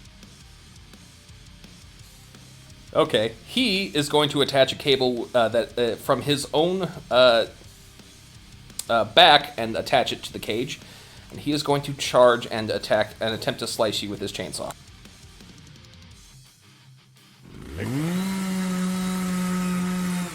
I'm guessing a 13 does not hit your parry. It does not. Okay, he swings wide at you. You duck down. His chainsaw hits the turnbuckle again. Sparks fly into the air, but you narrowly escape. What would you like to do? I'm gonna. So there are no sparks like right now, are they?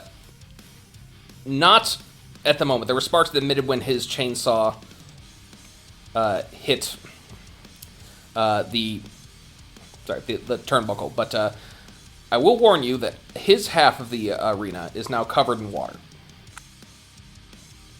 Okay. I'm gonna do an Irish whip. Try to toss him back over to his side of the ring and into the corner. Okay, roll an attack,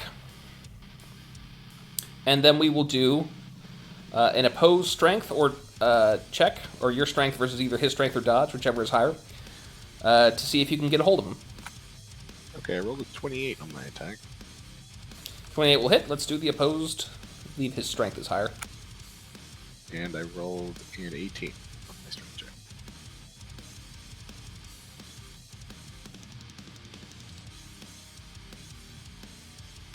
Did you add your strength to that? Yep. Oh, nope. Damn. You grab onto him, but he maintains control. He is going to attempt to do the same to you, grabbing on with his mechanical claw in his other hand. Does a 21 hit your parry? It does, as a matter of fact. Okay, so 10 plus your parry. Yep. Opposed strength check. Okay. That is a 23. Okay. He currently has control of you, and he is going to try and force you to take a step backwards next turn. You can see him trying to pull you towards the water. Okay. Your turn. I'm gonna try to do a maneuver. I'm gonna hop up, grab his head, and drop onto my back and try to pull his head down onto my knees. All right. So this is gonna be because you're still both in the grapple. So this is going for control now. Roll another strength check. Oh no! Oh no! I rolled a 15. Well, he rolled a 10.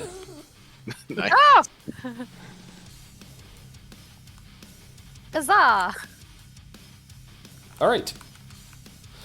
I'm going to give him one opportunity to break through this, and if not, then it's going to be your turn. You can do whatever you want.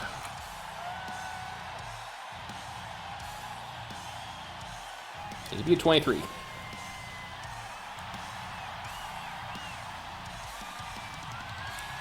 Second. And I rolled a 23. All right, I'm going to give you the defender's advantage, so you have control. What are you trying to do? I'm gonna do from this position. I'm gonna try to do a monkey flip. So this is like when you drop down and you grab your opponent by the head and you kind of use your legs to flip them over yourself and onto their back. All right. So actually, because you already passed the check, yep, you do that. He is now laying on the flat of his back. Okay, now I'm gonna do a good old-fashioned leg drop onto his head. All right, roll the attack.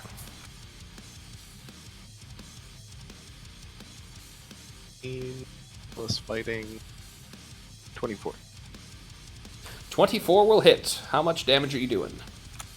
That's gonna be. I assume it's just basically a kick. It's gonna be 7 physical damage. 7 physical damage. Okay. Oh, that was nasty. He is holding his face. He is rolling around. Yeah, he definitely got hurt bad by that one. The crowd is loving it. Wallaby. I'm gonna pose for the crowd if I can. Sure, you can use your movement to do that. I'm going to need a persuasion check.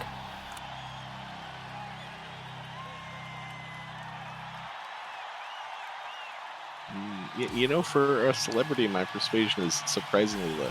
That's a 10. 10 total. Yeah, 10 total. You're milking it, man. just be happy with the cheers you got. Okay, is it still my turn? Can I do something else? It is not. Okay. He is going to get back up. He is going to use his movement to climb up onto the turnstile, and he is going to jump at you, basically hurling his entire body at you. Alright. I'm going to try to duck out of the way. It's a 24 hit. Yeah, that is. All right. Well, you try and duck out of the way, but he catches your shoulders with his legs, spinning you around and causing you to lose your balance. You are both now laying on the ground, but it is your turn. I'm going to try to climb up to my feet.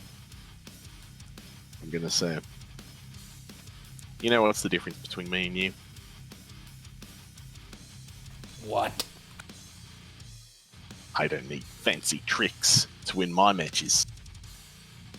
And then I'm gonna just get him in a headlock on the ground. Okay. Actually, before we do that, you do need to take. You need to attempt to absorb that damage. So give me a toughness roll, please. Okay. I forgot to mention that. My bad. How do you feel about a 12? I feel better about it than you probably should, because you now have a -2 to toughness checks. Okay. Okay, so if you want to get into a headlock, you're going to need another attack.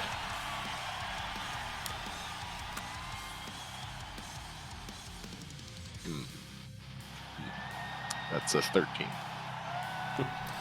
That will not hit, unfortunately. As you move in for the attack, he is going to roll to the side and kick at your face. Does a 25 hit. I know it does. Okay, Wallaby, you just took a kick to the face as he rolled out of the way of your attempted headlock. Give me a toughness roll, please. That's a 10 total. 10, I'm sorry, that's another -2. You're at a total of -4 now. Okay. You may wish to tag out. Yeah, It is your turn. I'm definitely gonna tag out too. Sorry, Hoshi. My time has come. Hoshi! Your partner has tagged you in. Agent 9001 has just rolled up, and he is standing ready to fight, but it is your turn. Go right ahead. Okay, so do I need a roll initiative, or is it... You're gonna take the Wallaby's initiative. Okay. Yeah,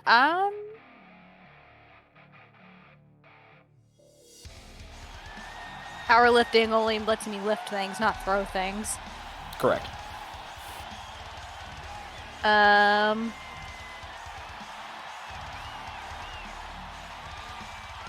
guess I'm going for the face. Okay. How are you going for the face? What are you hitting him with? Claws. Ooh, are you in cat form now? No. Would you like to be? That mean I could. Just tiny cat. Immediately turns into a tiny cat and just goes for the face. Okay. Roll an attack then. So it's fighting?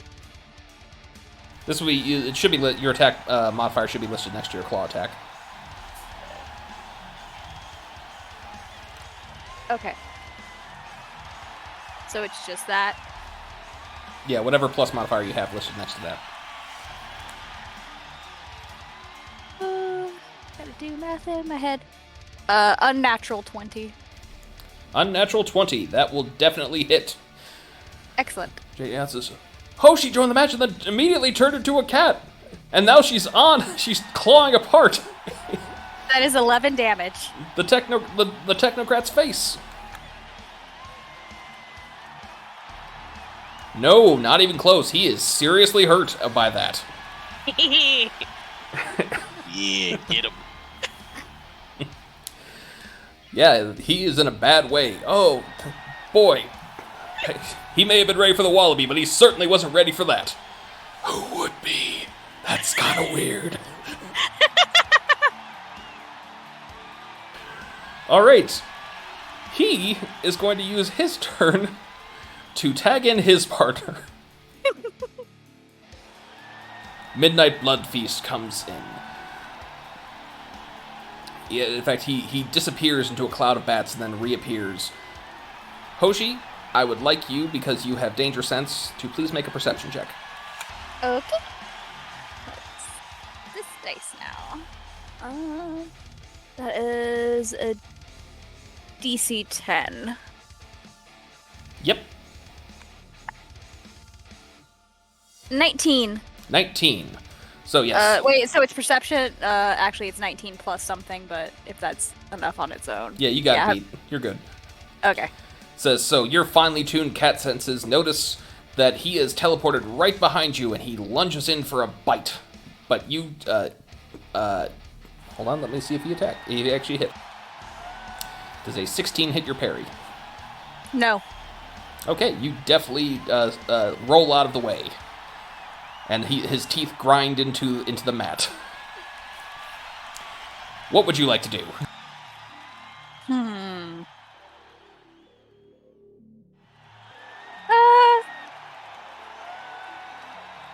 You know what?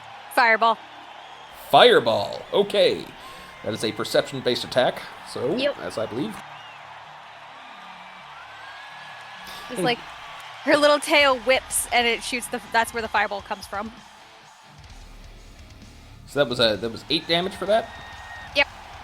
He actually does manage. Oh. He takes it straight to the face, but he just wipes it straight off as fast as he can. Jerk face. And he is going to run in and he's going to attempt to punch you. Right in. His goal is to punch you right into the now electrically charged cage.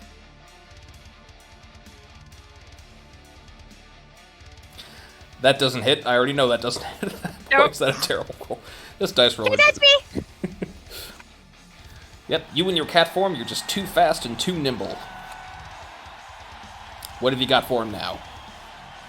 I kind of want her to jump at him, shift forms midair, put her legs around his neck, and just toss him. Kind of do the hands on the like a cartwheel toss kind of thing.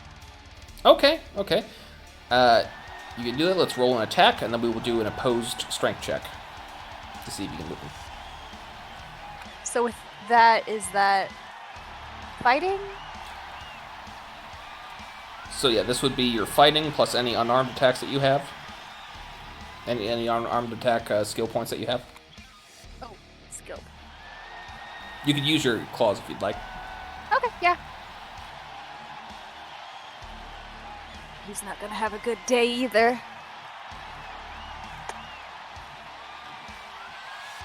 18.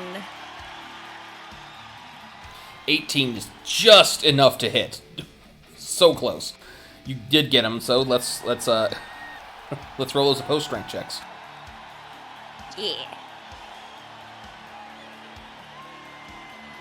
11. You both rolled very poorly, unfortunately. You grab onto him, and you both fall down, but you don't manage to toss him. I'm gonna toss you, loser! He is going to get up, and he is going to turn to the referee. Point at his eyes, then point back at the referee's eyes, then at his eyes, then back at the referee's eyes, then his eyes, and back at the referee's eyes. The referee is now going to have to make a save. Ah, damn it.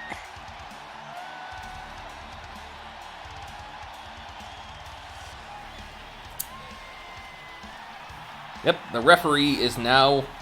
JD says, oh, it's his signature move. The referee is now under the charms of his vampiric powers.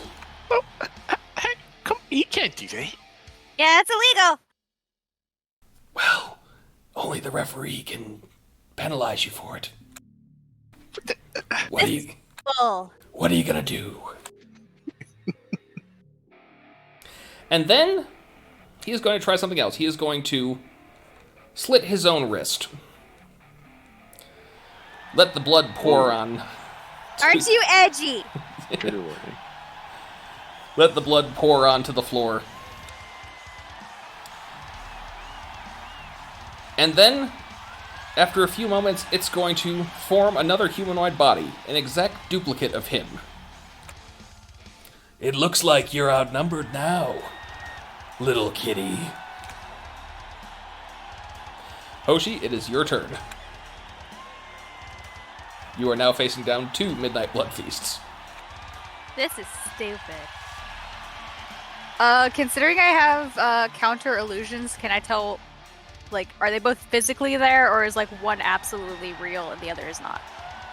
You can tell that one of them is clearly not him, but it still has a physical presence.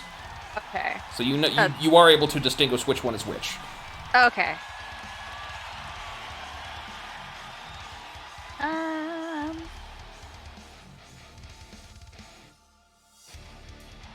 I don't know what to do.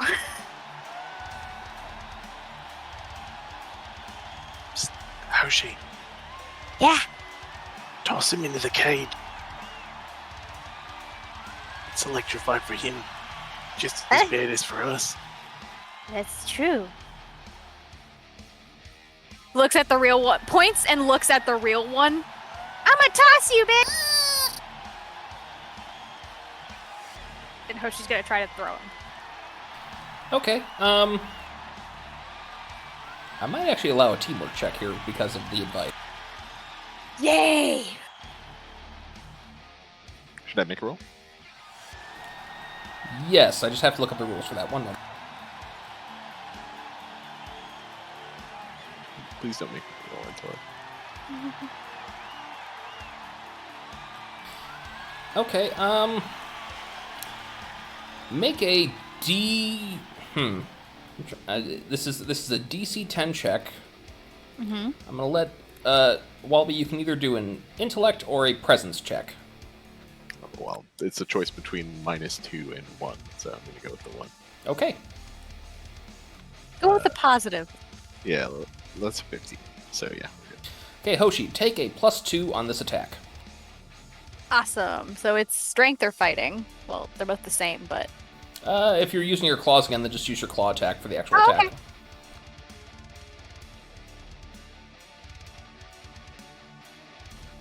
That is 23. 23 will definitely hit. Let's do the opposed strength. Okay.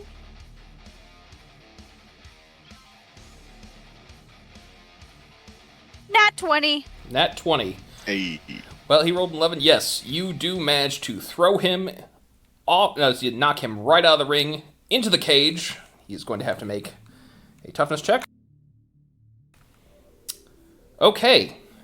You see him get trapped, his hand in the actual cage. His body is twitching and convulsing, and as his hair is set on fire, before he eventually is pushed off of it by a broom by one of the staff on the outside. hey, he's got the staff on his side too. At which point, he Kinda like falls a to the bug. ground. His blood clone runs at you. He's going to get an attack as you're throwing it, trying to grab you by the tail and slam you down. No, I'm in human form. I don't have a tail. Oh, grab you by your hair then and slam you down? I guess, yeah. It's he's a heel. He cheats. It's a 19 hit. That's for parry? Parry plus 10. Yeah. My parry is plus 10 is 19. Okay, defender's advantage. Yes, he grabs onto you, but as he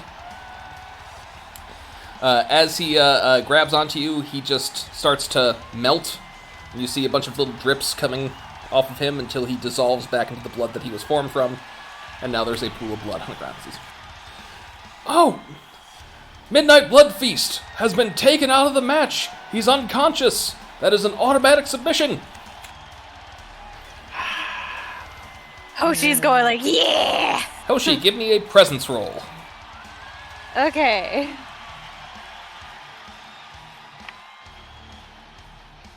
It's a 4. Total? Yeah! I don't have high presence. Yikes. Well, the crowd, they're happy, but they're not enough on your side for it to matter at this moment, unfortunately. I'd say they're mostly confused. But I'm going to need another danger sense check, please. Okay. As Agent 9001 has already entered the ring since his opponent is out, and is just I got charging a- right at you from behind. I got a 16. 16, that will definitely pass. Alright, but let's roll the attack. Oh, she's a monster. I'm learning more and more. There's a 26 hit. Yeah, that will. Okay. Despite knowing the attack's coming, you weren't able to get out of it in time. He hits you with a chainsaw in your arm. Rude! Roll a toughness check, please. I would say I saw it coming and like went to block it with my arm. You can try, yes. Effectively what that is do you get to act during the surprise round. Okay. So what am I rolling? Rolling toughness. Okay. 16? Yeah, 16. 16, okay. You are going to take a -2 to future toughness checks. Okay. That hurt. You are bleeding pretty bad out of that arm. But it is now your turn. Sorry, I'm just getting a little piece of paper to write down the -2 thing.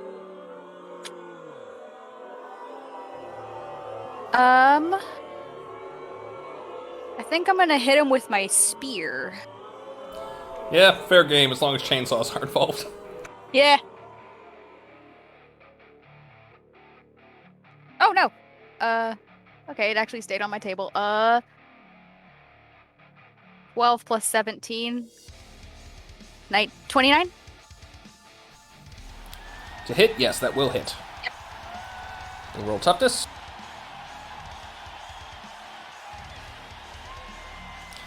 How much damage does the spear do? 4. Your spear, though it's mighty, planks right into what you assume is just not an important part of his body, as there are very few actual organs left. He is going to deploy a smoke grenade into the arena.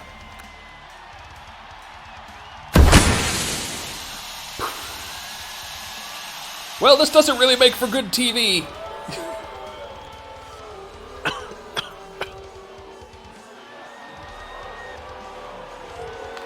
And he is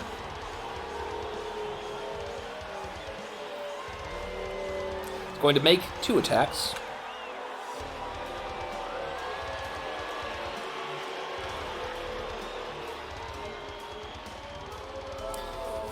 Okay. Wallaby, does a 17 hit you? We're talking parry? Yes. It does not. It does not, but you definitely feel he took a swing at you when you're not even in this in the match right now. Hey! Hey! Where are you? Hoshi, he also takes a swipe at you, but that clearly misses as he rolled a 2. Alright. Hoshi, it's your turn. I'm going to need a perception check to see if you can find him. If not, we're going to have to roll a die to see if you are actually even able to hit him. 22. 22. You close your eyes, feel with your ears, listen through the cheers and the boos and all the noise. You hear his footstep. He's right next to you. Go for the attack, or really whatever it is that you're trying to do this turn. Ooh, I'll shoot a fireball. It'll kind of get rid of some of the smoke, maybe. Unfortunately, the fireball is a perception-based attack. Oh, that's right. Shit. You have to be able to see him in order to use it. I can't just see him with my heart. I guess I'll stab at him then. All or right. slash. Roll the attack. 26. 26 will hit.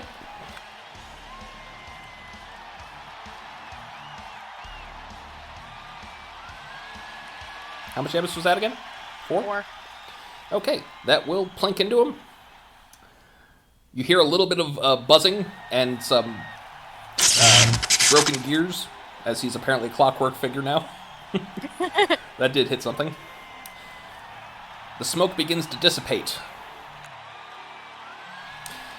And as the smoke clears, you see there is a little mini spider drone right next to him. Or rather, right next to Wallaby. Yeah. As he too is cheating now. To be fair, there are no rules. I mean, Wallaby could just climb into the ring right now, but he doesn't because he's a face. Okay. Hoshi, it's your turn. Now I'm going to... Well, now I can see him. Now I can shoot a fireball. All right, go ahead and roll it. Oh, no, you don't have to roll it. Yeah, it's perception.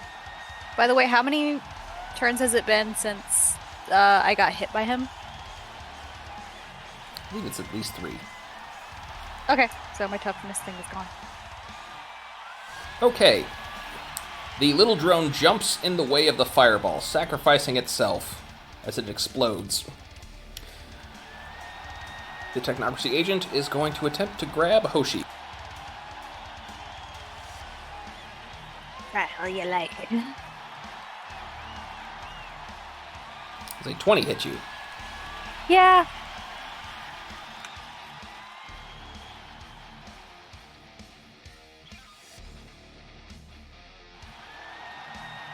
You need an opposed strength check, and you got to be 27. Oh, God. I don't even think that's physically possible. Yeah, I got a 10. All right, he is going to grab onto your arm, position himself underneath you, lift you up into the air, and then swing you over his shoulders into the water. And he's going to stomp his foot in there. I'm going to need you to make a toughness check as electricity surges through your body.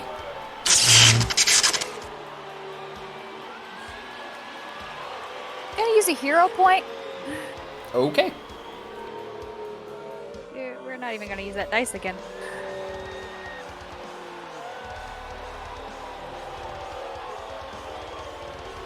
$14. Ooh. Yeah.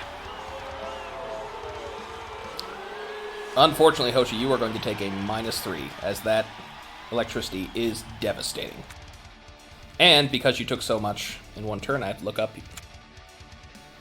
There's some conditions now. So you failed by 3 degrees. You are staggered. You are able to move or attack next turn, but not both. So immunity has nothing to... If you're immune to staggered, yes. If not, Well, I have life support. that wouldn't protect you from this because it's Okay. electricity event. So that is and you're going to take a -1 on further checks against damage. So, is it -4? No, it's just -1. Well, But for the next turn, you can only take a movement or an attack, not both. okay.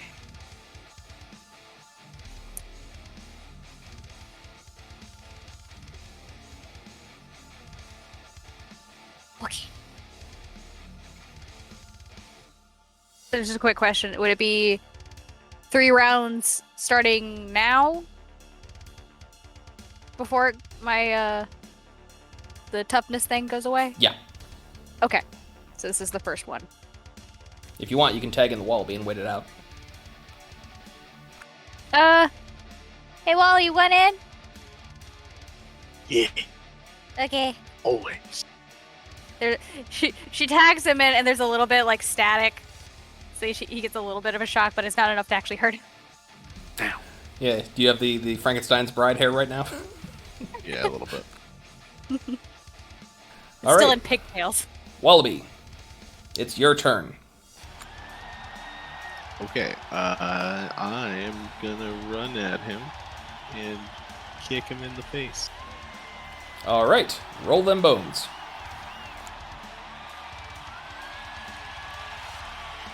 I rolled the 1. +9, so 10. Would you like to Let's go. use your hero point? Yeah, you know what, Sloth? I think I would.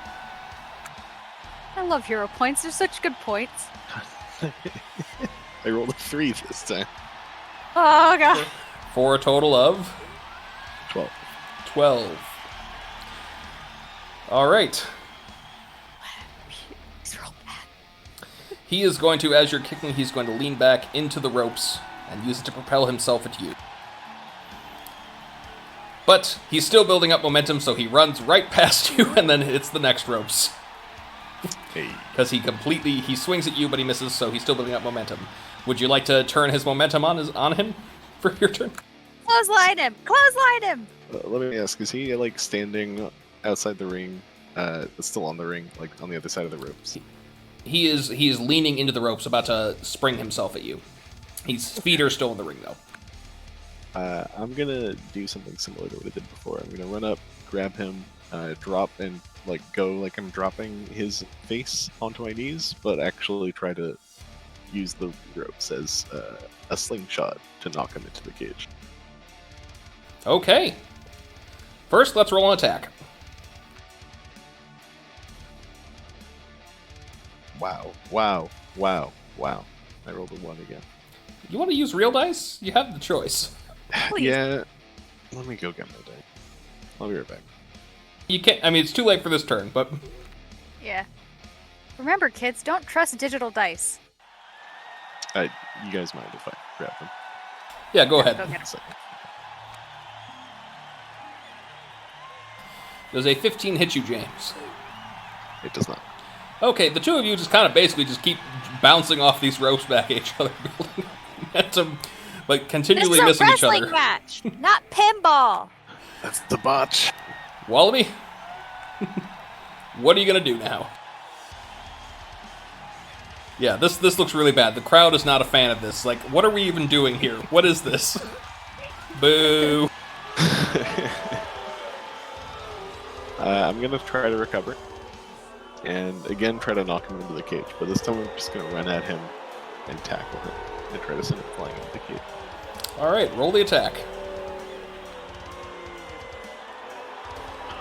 Slightly better. That is an 18. 18 will hit. Alright, opposed strength check. Ooh. Gotta beat a pretty low roll. How are you doing? I got a 25. You have control. What happens? Finish him! Basically just what I described. I spear him, I tackle him, and he goes flying into the cage.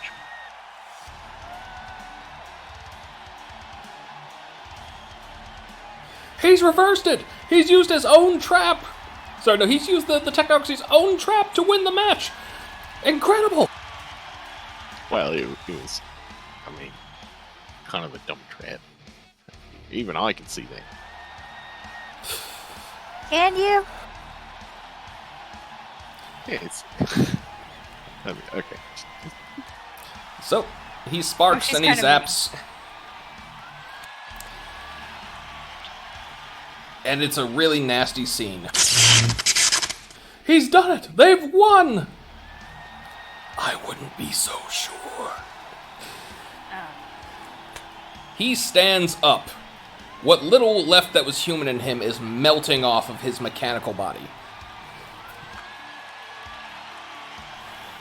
So it's not, he's a machine! He's just gone mad! And he is going to saw the ropes off entirely. And pull himself back up. I hope you're going to pay for that. Those ropes aren't cheap. I hope you live through this match, Wallaby. We're going to vivisect you. And he is going to roll an attack. Sorry. You sick? Does a 26 hit? Oh, God. It does. Give me a toughness roll, please. As he is going to run past you, grab your shoulder, and attempt to kick out your back legs to slam you onto the mat. I got an unnatural 20. Okay, so what's your total toughness then? 7. Alright, well, he does hit you, but as you were falling back on the mat, you were able to just roll with the momentum and then stand up right in front of him again. How are you going to stop this guy? I am going to get him in like an arm lock. Just try to rip his arms off. It's basically like a mechanical skeleton now, so I'm just going to try to rip his limbs off. Alright, go ahead and roll an attack. I rolled a 12 total. Okay, that will not hit. He is just going to attempt to seize you by the throat. Oh, boy.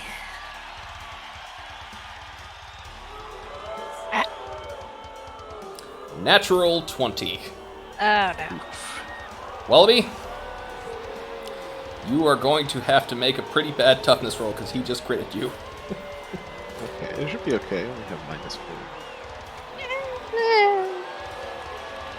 And I rolled a 5. So total of 8.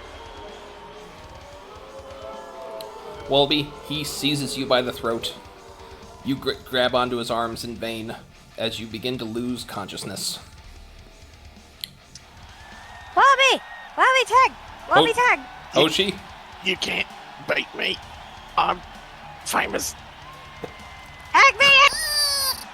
Hoshi, your partner is unconscious. You can now enter the ring if you'd like. For the face with the claws!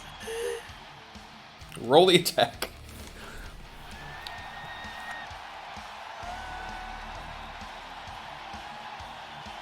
$27. 27 will absolutely hit. Let's do the toughness roll.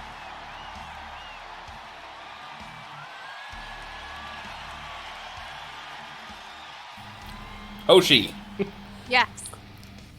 He was barely holding together as it was. He was going by pure, not even rage. Rage has been burned away from him, just pure programming. But he's gone now, whatever he was. How do you want to do this? She's gonna get the face, like, she's gonna knock Wallaby out of his hands first off and just kind of slam, take both hands, claws in the face, and just slam it into the ground until it breaks. All right. And as you do so, the referee wakes up from his mind control and starts tapping on the thing. 1, 2, 3, 4, 5. All the way to 10. I'm not going to do the whole thing. Yeah. It's over! Incredible! They've done it! 2 rookies entering the ring, defeating 2 of the toughest fighters in the entire league on this Halloween night. And it's been a first match, one of the best openings we've seen in years. Wallaby, as the cage is lifted, some of the staff is going to tend to you and put smelling salts up your nose. Oh, she's like poking him with her foot. Did we? We good? didn't. Oh, yeah. Good. The Savage King has entered the ring and he is lifting up both of your arms as the crowd cheers for you in glorious victory. Well done, both of you. So, what'd you think of your first match? Good. He needs a lozenge. I made a tape and some barbecue.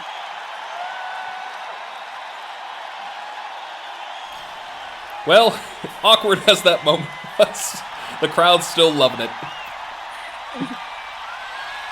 Thank you all for coming. I hope you had a good time. Would you like to... Go ahead. We're listening to Down Under by Men at Work right now. We cannot afford that. We have a budget of $0. We'll make it work. All right. Thank you all for coming. See you next month.